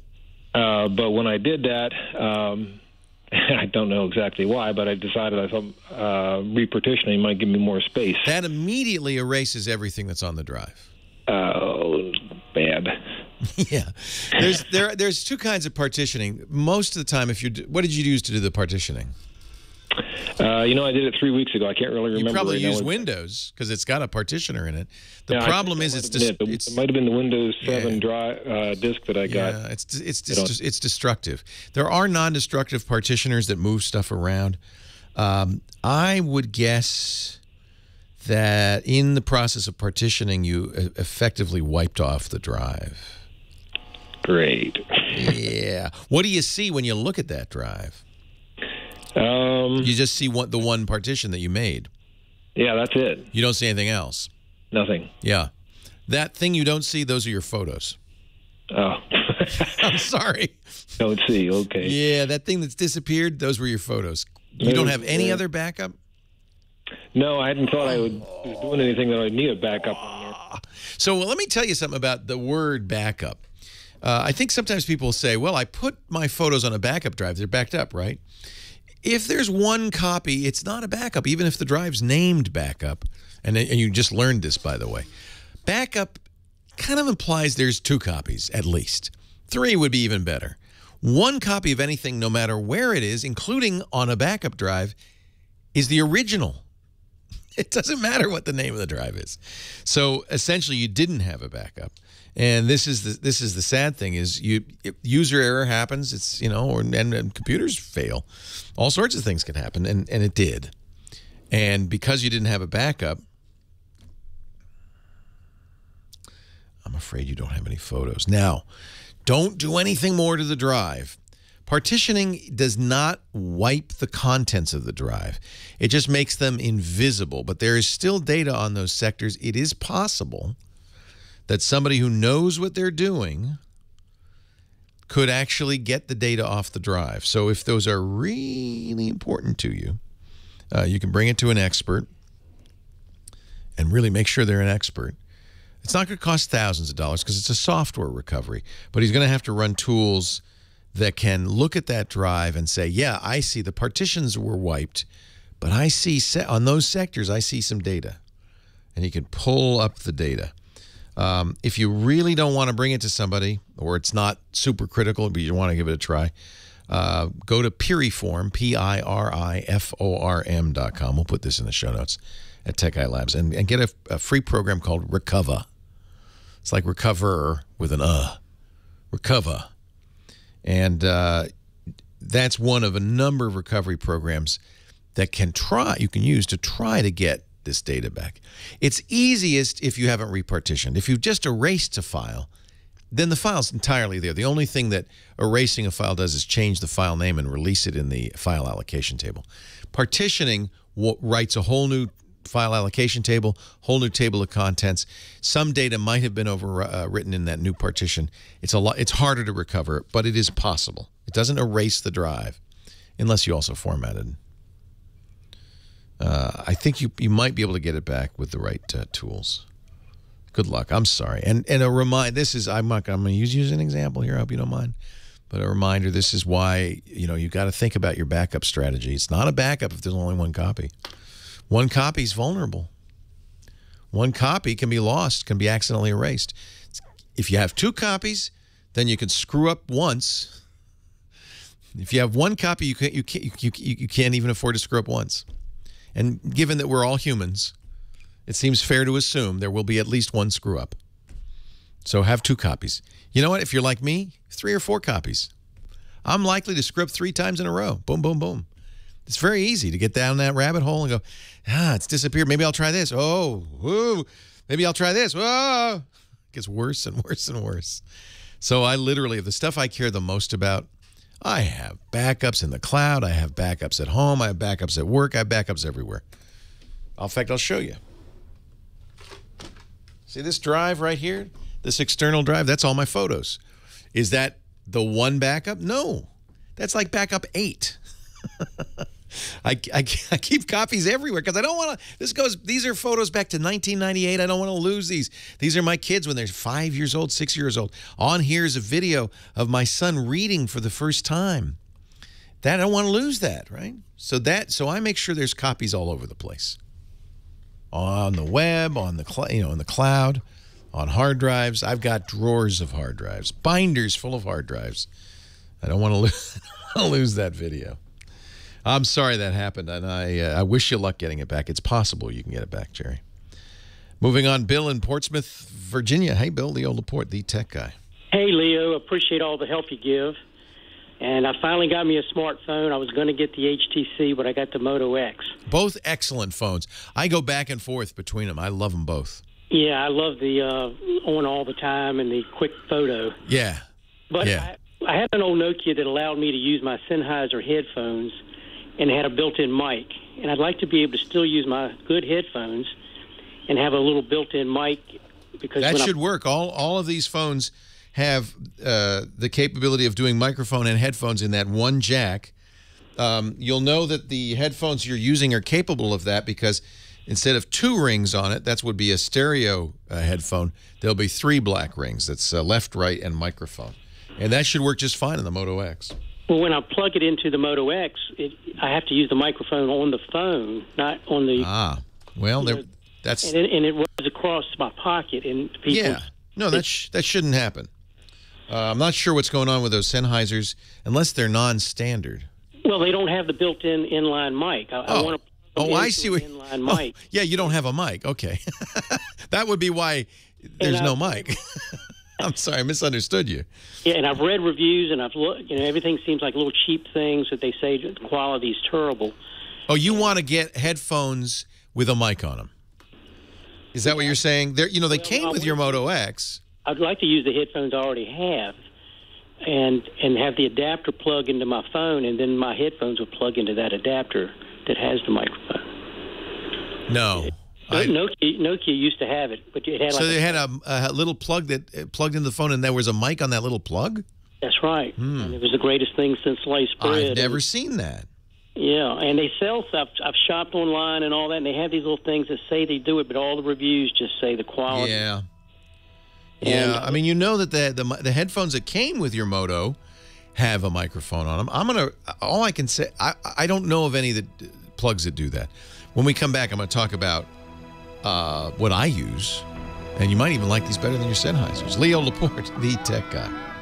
I am Leo Laporte, the tech guy. The headphones I use, of course, most smartphones come with headphones that have a microphone on them. And chat room, do you know of Y adapters that have a plug? I personally use the Etymotics. These are really, really good. Etymotic makes audiophile headphones. And they also make headphones for this very purpose. They have a built-in microphone. It's what I use all the time, both for listening and to talk on the phone, and I'm just a big fan of them. Etymotic. They have a broad range of prices. I use the HF3s, which are their highest end headphones, and they're under $200. They're expensive. Maybe somebody in the chat room can recommend an adapter plug. I'm not familiar with those. Actually, the Moto X does not come with headphones. All right. I bought them to match the color scheme of my Moto X. I didn't realize that they didn't come with them. But almost all smartphones do come still with headphones with microphones. I don't know of a good way to make your Sennheisers work. That's odd. Yeah, Nokia had a different setup for their plugs, and that's probably why such a thing doesn't exist. David Bix to the rescue again in the chat room. He's sending me a Lifehacker article that's how to turn your favorite pair of headphones into a headset. That's what you need. A headset has a microphone as well as headphones. And I guess they talk about microphone attachments in here. The Tech N-Motion Headsetter is one. The Belkin headphone adapter with microphone, $10 is another. The Zalman makes good stuff. ZM Mic 1 high sensitivity headphone mic. It's $12 on Amazon. I will put these links on the website techguylabs.com. And what I would do is look on Amazon for reviews and get the best one. I found a lot of these little microphones are not so very good. That maybe it'd be the issue. Maybe in the issue. And we'll put more links. I see some more coming through. Chat room's awesome. Here's one from Padre SJ. He says, the Headset Buddy does it all. The Headset Buddy is a PC headset adapter with a smartphone mic built in. This will let you use your headphones. Sold by Long Tall Products for $15.95 on Amazon. Well, we'll put links to all of those. I would read the reviews. Those are people. That's one of the things I love about Amazon. Those reviews you can generally trust because it's people who are actually using the product. Benny, La Mesa, California. You're next. I'm Benny, Leo Laporte. Hello, sir. Hey, Benny. How are you? I'm well. How are you? Good. First of all, I have a question. This 888 number, that's a toll-free for me, isn't it? Absolutely. Anywhere in the U.S. and Canada. 888-827-5536. Good. I'll hang on for 5 years. You want? Okay, here's my question. Are you ready? Yes, I'm ready, Benny. At least once a week or once every 2 weeks, yeah. I get a call on the phone and a voice telling me that sounds like he's calling from India, that he's calling from Microsoft, and my computer is telling Microsoft that it has a virus. Oh, Benny, you're too smart to fall for that, I hope. Well, I am not too smart, but I don't have a computer. So my question is... Well, there. Well, then. Well, they're lying to you. This happens to everybody. In fact, sometimes they call people with Macs. I see that your Windows machine is very infected. Yes. I have a Macintosh. Well, I don't care. So when you tell them I don't have a computer, what do they do? Well, it sounds like the same guy, or else they're triplets and all got the same voice. And I say, he said, can you turn on your computer? And I say, okay. computer on, and then I go. You play along. And he says, now push this button. And you do it. I say, I don't mean to be impolite, but I got to tell you a secret. If you promise not to tell nobody, I don't have a computer. You don't have computer in the whole house? No, I don't have computer. Oh. Anybody else got computer in house? No, anybody else we can scam? Oh. But he has so he's just working off a phone list, huh? Yeah, it's not even a phone list. He's probably calling randomly. That's because he's got my name. Oh, he knows your name? Yeah. I've never told him my name. Yeah, it's a total scam, and many people fall for it. I'm glad you don't have a computer. Okay, now what if I fell for it, then he would charge me to do nothing. Yes. Well, it could be worse than that. He might charge you to put malware on your computer. They actually have a pretty good setup where they run you through a bunch of stuff that makes it look like they know what they're talking about. And they say things like, you see all those red exclamation marks? That is malware. We're going to get rid of it for $3.99. I will get rid of it for you. You pay them.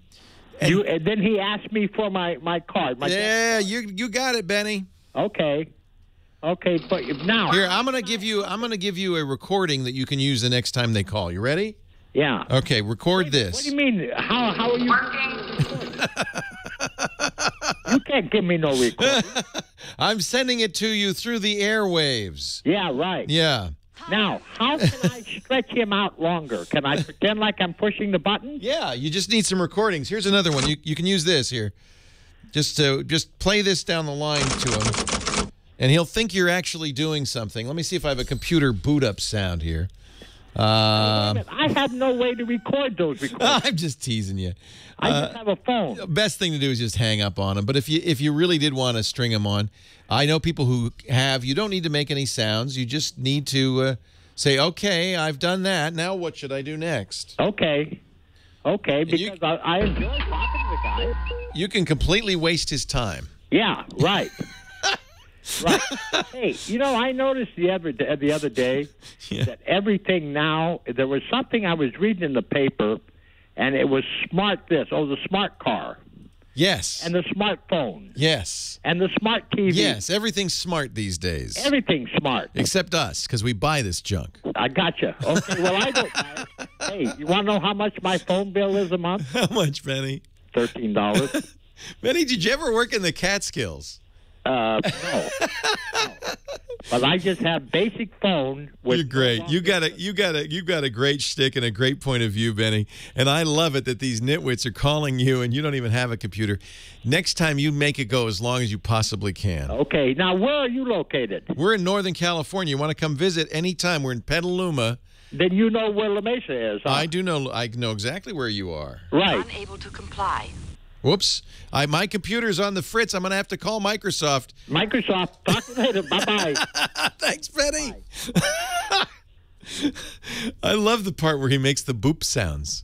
Here, let me turn on my computer. Beep, beep, boop, boop, boop, boop, boop. And they stay on the line. They don't know. I think I have disk drive sounds here somewhere. I should send Benny a package. How would he play them back, though? You just do it with your mouth. If you had a computer, you could play them back. I'm pretty sure I have a disk boot up here somewhere. Floppy disk. 8888 Ask Leo. More of your calls right after this. Leo Laporte, the tech guy. 8888 Ask Leo.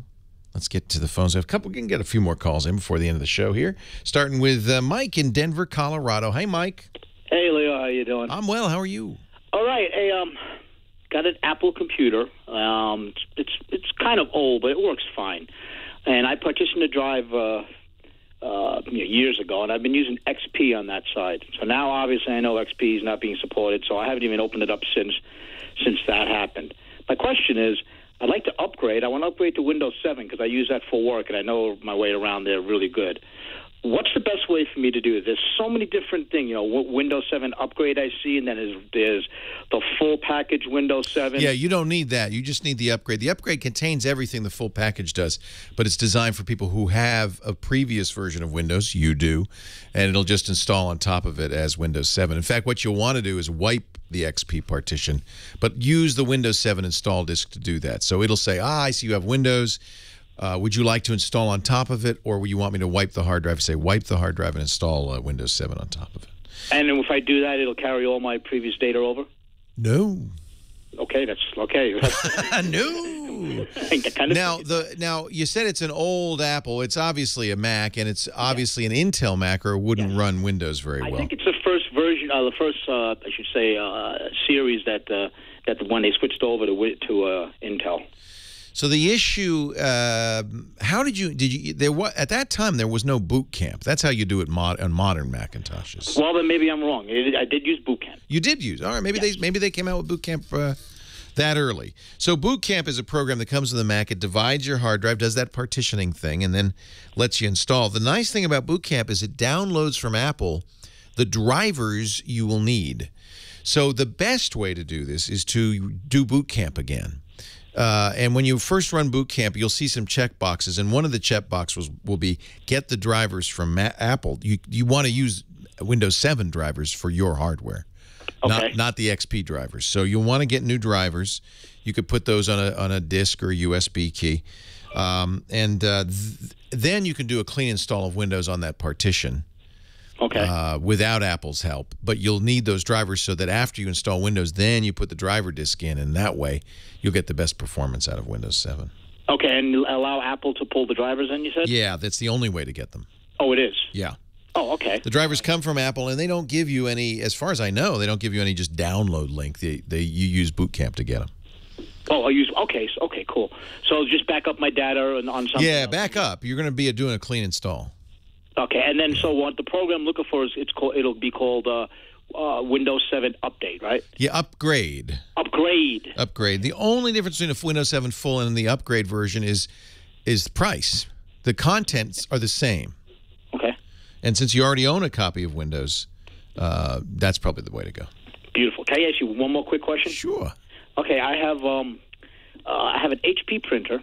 It's an older one. I bought it. Which actually got it with the computer. It's a C7280, and I wanted to use the wireless function. When I don't use wireless, when it's hardwired, it works flawlessly. Okay, it's hooked up. I went ahead and hooked it up to my Wi-Fi network. I ran a test page, and everything seems to be right.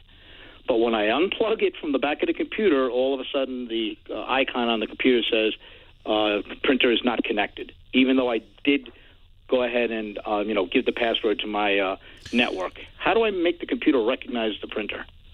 Well, okay, the printer is, you want to do it without any connection over Wi-Fi. Correct. Does the printer support that? Yes. So when you hook up the printer via USB, of course everything's going to work. Mm-hmm. When you disconnect the USB, you have to now go in the printer settings and on the printer and tell it what the Wi-Fi access point is and all of that. You're saying you did that, via hardwire. No, well, it was plugged in while I did it, but then I went on the computers, on the I should say the printer. You know what might be a problem is when you installed the driver for that printer, you did it with a USB connection. Remove that, and you're going to reinstall, rediscover the printer. Rediscover the printer. Yeah. So, and Apple makes this pretty easy. It uses a Rendezvous or Bonjour to do this. What you'll do is make sure your printer's connected properly. It'll say, I'm on Wi-Fi. Usually on one of these printers, you'll have a little light that lights up that says, yeah, I'm connected to the Wi-Fi. And that's what it's telling me. Yep. Okay. Once you got all of that, now you go back to the Mac. Okay. You uninstall any printer that you have, and you press plus on the printer and scanner control panel, and you say, or system preference pane, you say plus, and then it should see the printer. At that point, you can add it, and then from then on, it'll find it. Beautiful. Okay, I didn't do that. I did everything but. Yeah, I think what it's doing is it sees a printer, but it sees a connected printer. Correct. Yep. Yeah. Exactly what it's doing. Yeah, when I pull it, it goes away. So it's not looking any further. It says, well, I see this one on the USB port, even though it's not there. Gotcha. Yeah. Okay, so just get rid of it. I think so. Okay, beautiful. Leo, thanks, man. Thanks, Mike. Appreciate it. Yeah, I have, as you know, a new Mac Pro, and with the latest operating system, OS 10.9.3. And I really wanted to put Windows 8.1 on there. It doesn't work. And I went to the Apple site, and they said, well, it supports 8.0, but not 8.1. I have a copy of 8.1, not 8.0. I finally just gave up, and then found with a computer this fast, the easiest thing to do was to use either you could use Parallels, you could use VirtualBox. That's free. I use VMware Fusion, and just install Windows that way. And it works fine. Yeah, for some reason, the Apple did not want to install Windows 8.1. They won't let you install 7 either. It has to be 8.0. Karen, Diamond Bar, California. Hi, Karen. Leo Laporte, the tech guy. Hi, Leo. Hey, Karen. On one of my computers, I was able to record audio, for example, like an audio lecture with a cable that would go from one of the ports to the other, and it was very easy to do. One of the new computers that I have only has one port. It's a single port. It's where I can hear, but I can't record. Is there any sort of gizmo that they make? Yeah, you need a USB, because I presume you have a USB connector on that computer, yeah? Yes. Yeah, you need a USB mic. USB mic? Yeah, there's plenty of them. In fact, they're better quality than... So that port that was on the old computer was an analog mic port. But the better way to do it, instead of connecting an analog mic, is to get a USB mic and connect that into the USB port. You'll get much better quality. So I would connect the USB mic. Does it have some sort of a connector into... Yeah, it has a USB connector. So the microphone, you actually buy a USB mic. Do you have a mic already? No. Yeah, go on to Amazon.com and get a USB mic. Well, but you know, it was a direct connection where it would just go from one port to the other. If I had a Y cord, I could listen to it also. What is the maker of the computer? I'm not at the computer at the moment. Is it a Windows machine? No, it's a Windows machine, yeah, right. Yeah. It's a PC. So Macintoshes occasionally have a single port that doubles as mic and a headphone port, but I don't know because you can't tell me. It's possible this one doesn't. It's only an audio. It just doesn't have a mic port. Correct. Yeah, it probably has a built-in mic, but they don't expect you to use an external mic. Yeah. Yeah. Get a USB. I'm telling you, they're great. You get a USB mic. You can get one. You want to record lectures? Yes. Yeah, one of the nice things you could do is you can get one with a long enough cable that you can put it on the podium. Then you get the lecture. No, the lecture is like online. It's a lecture that I'm listening to online, and I want to record it. Oh, so I can listen to it later. You want to You want to save an audio recording that you're watching on the computer. You got it. I get it. Yeah, the worst possible ways to do what you were doing, which is it worked. It worked. I'm sorry, I got a little confused. I understand now what you're doing. What are these lectures? Are they on YouTube or they? They're a variety of places. Sometimes it's music that I'm recording, or yeah. There's plenty of software that will record it directly from whatever the source is. Audacity is free. You can tell it, record it from the source, and you'll just record it directly. You don't need to pass it out the speaker into a microphone. Well, these are recordings that they may not know I'm recording. No, I understand. I understand. Yeah. But if you think about it, the computer has the audio. It's just a question of capturing the audio in the computer, and you can do that with Audacity, a lot of other programs. I'm out of time, unfortunately. Hang on for just a second. I'll talk a little bit more with you. Leo Laporte, the tech guy. I am Leo Laporte, the tech guy. Last segment of the week. Can't believe we're wrapping it up. Don't forget, tomorrow we're all going to watch with bated breath, if there is if that's not mixing metaphors, to see what Apple announces at WWDC, and I'll talk about it next weekend, of course.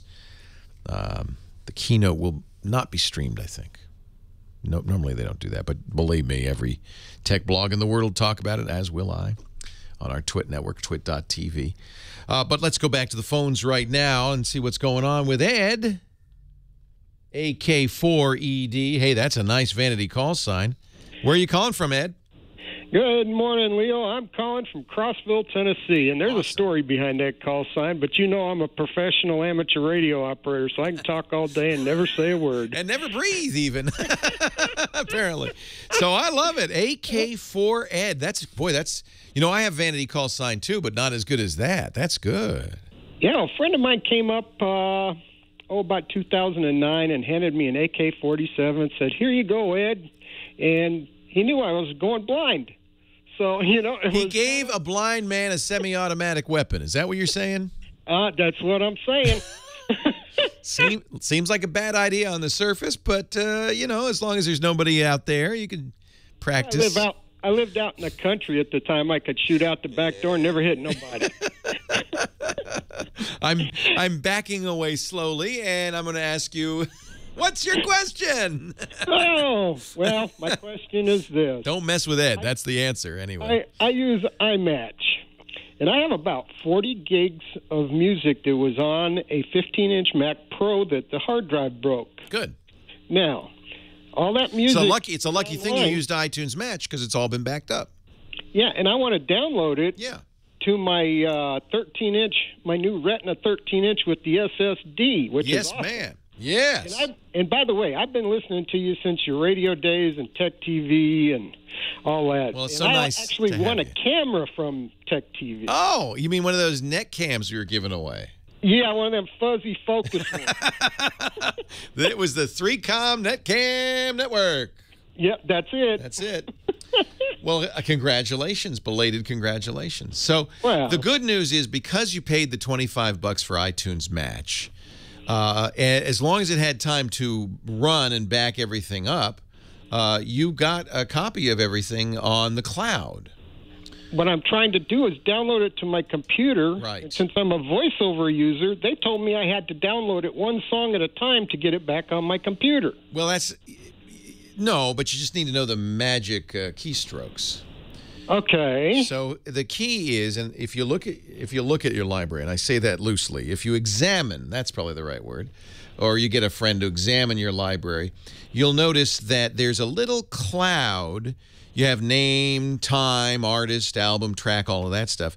But there's a little cloud icon along with that. That tells you the cloud status of the stuff in your iTunes library.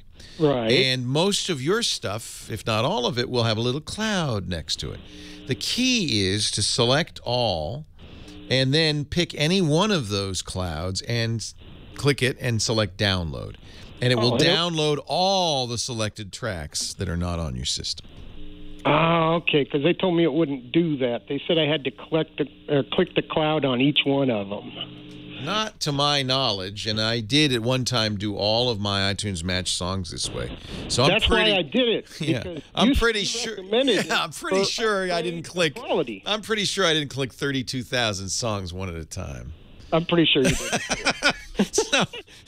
So that's why I called. No, I'm pretty sure this works. I can't do it right now because I'm not signed into iTunes Match. But I think the secret, the magic secret that I found was select all and then right-click on any one of them and say download. And it'll say, oh, download. And it'll tell you. It'll say download 3,000 or 32,000 songs. And you say yes. And it'll say, well, I'll see you next year. And then you walk away. But that's one of the beauty parts of the iTunes Match is it is a form of backup. The other thing, and the reason you did this probably is the songs you download now will have no copy protection, even if the originals did, and they will be high quality. They replace all the music, whatever kind of quality you had, with 256 kilobit AAC files. That's very high quality. The only exception to that is low bitrate songs, something recorded below, I think it was 92 kilobits per second. They won't upload to iTunes Match and they won't download again. But that's easy to fix, yeah. I don't think I got anything below No, you may not want it. Yeah. Yeah. So this is nice. It'll all become AAC, but you can transcode it if you don't like AAC. Okay, Leo. Well, thank you very much. My pleasure. Wish everybody in Leoville a pleasant day and a happy Memorial Weekend. All right. Thank you. Take care. Bye-bye. Bye-bye. Now it's time to say hello to Win in Madison, Wisconsin. Hi, Win. How are you? Fine, thank you, and hope you're having a great Memorial Day weekend. A very quick question. I got a reconditioned a computer coming off lease, a desktop from Lenovo. Yeah. And they didn't send me the recovery disk, so... They want you to make them. Usually they say, run the recovery disk maker, and then you have to stick in disks, and it's such a pain in the butt. Well, you see, it gets even worse. I inquired with them what media would be better, and they said it won't work because we have disabled you being able to make a recovery disk. You have to just buy it from us. Have you heard anything of the sort? Maybe it's because it was a lease? Well, that seems odd. It has a sticker, and I've never heard anything of the sort. No, I haven't either. That's the first. Now, a lot of computers nowadays don't come with CDs, and I've often wondered, well, what do we do if they don't come with a CD? Microsoft solved this in Windows 8 by a secret partition that can be used to restore your computer. Is it a Windows 8 Lenovo? It's a 7. Dang it. I guess because you don't have an optical drive, am I right? I have an optical drive. Oh. Well, I don't know why they're doing that except to get money, and they want you to pay for Lenovo backup so that you can make a restore? Apparently, yes. I have not heard of this before. Let me see if anybody in the chat room has heard of this. Lenovo used to be, I mean, they were the IBM ThinkPad brand, and Lenovo, a Chinese company, bought them. They've also bought Motorola from Google. Can you buy a restore CD from them? Yes, I can, and that's the ultimate. But I just thought usually those are nominally priced, like $25.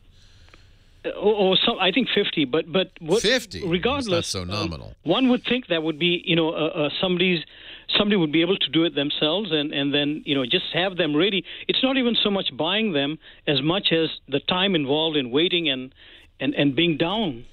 Yeah, I don't blame you.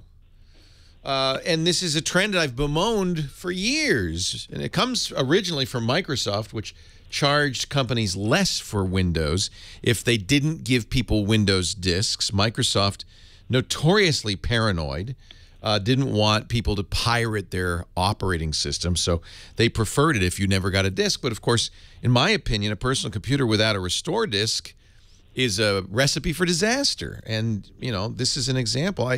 I'm just going to Google it, but you could do the same.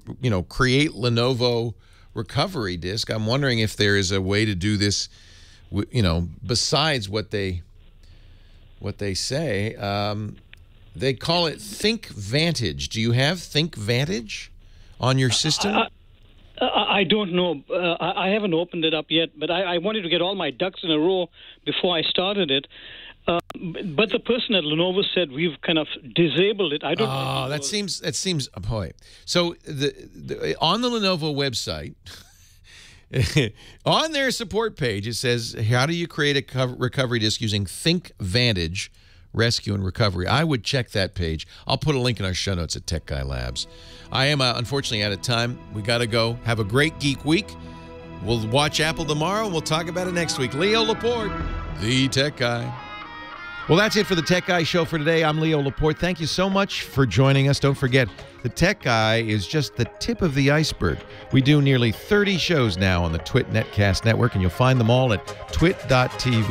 We talk about Windows on Windows Weekly, Macintosh on Mac Break Weekly, iPad on iPad Today. You get your daily dose of tech news from Tech News Today, and our weekly roundtable show, This Week in Tech. It's all at twit.tv.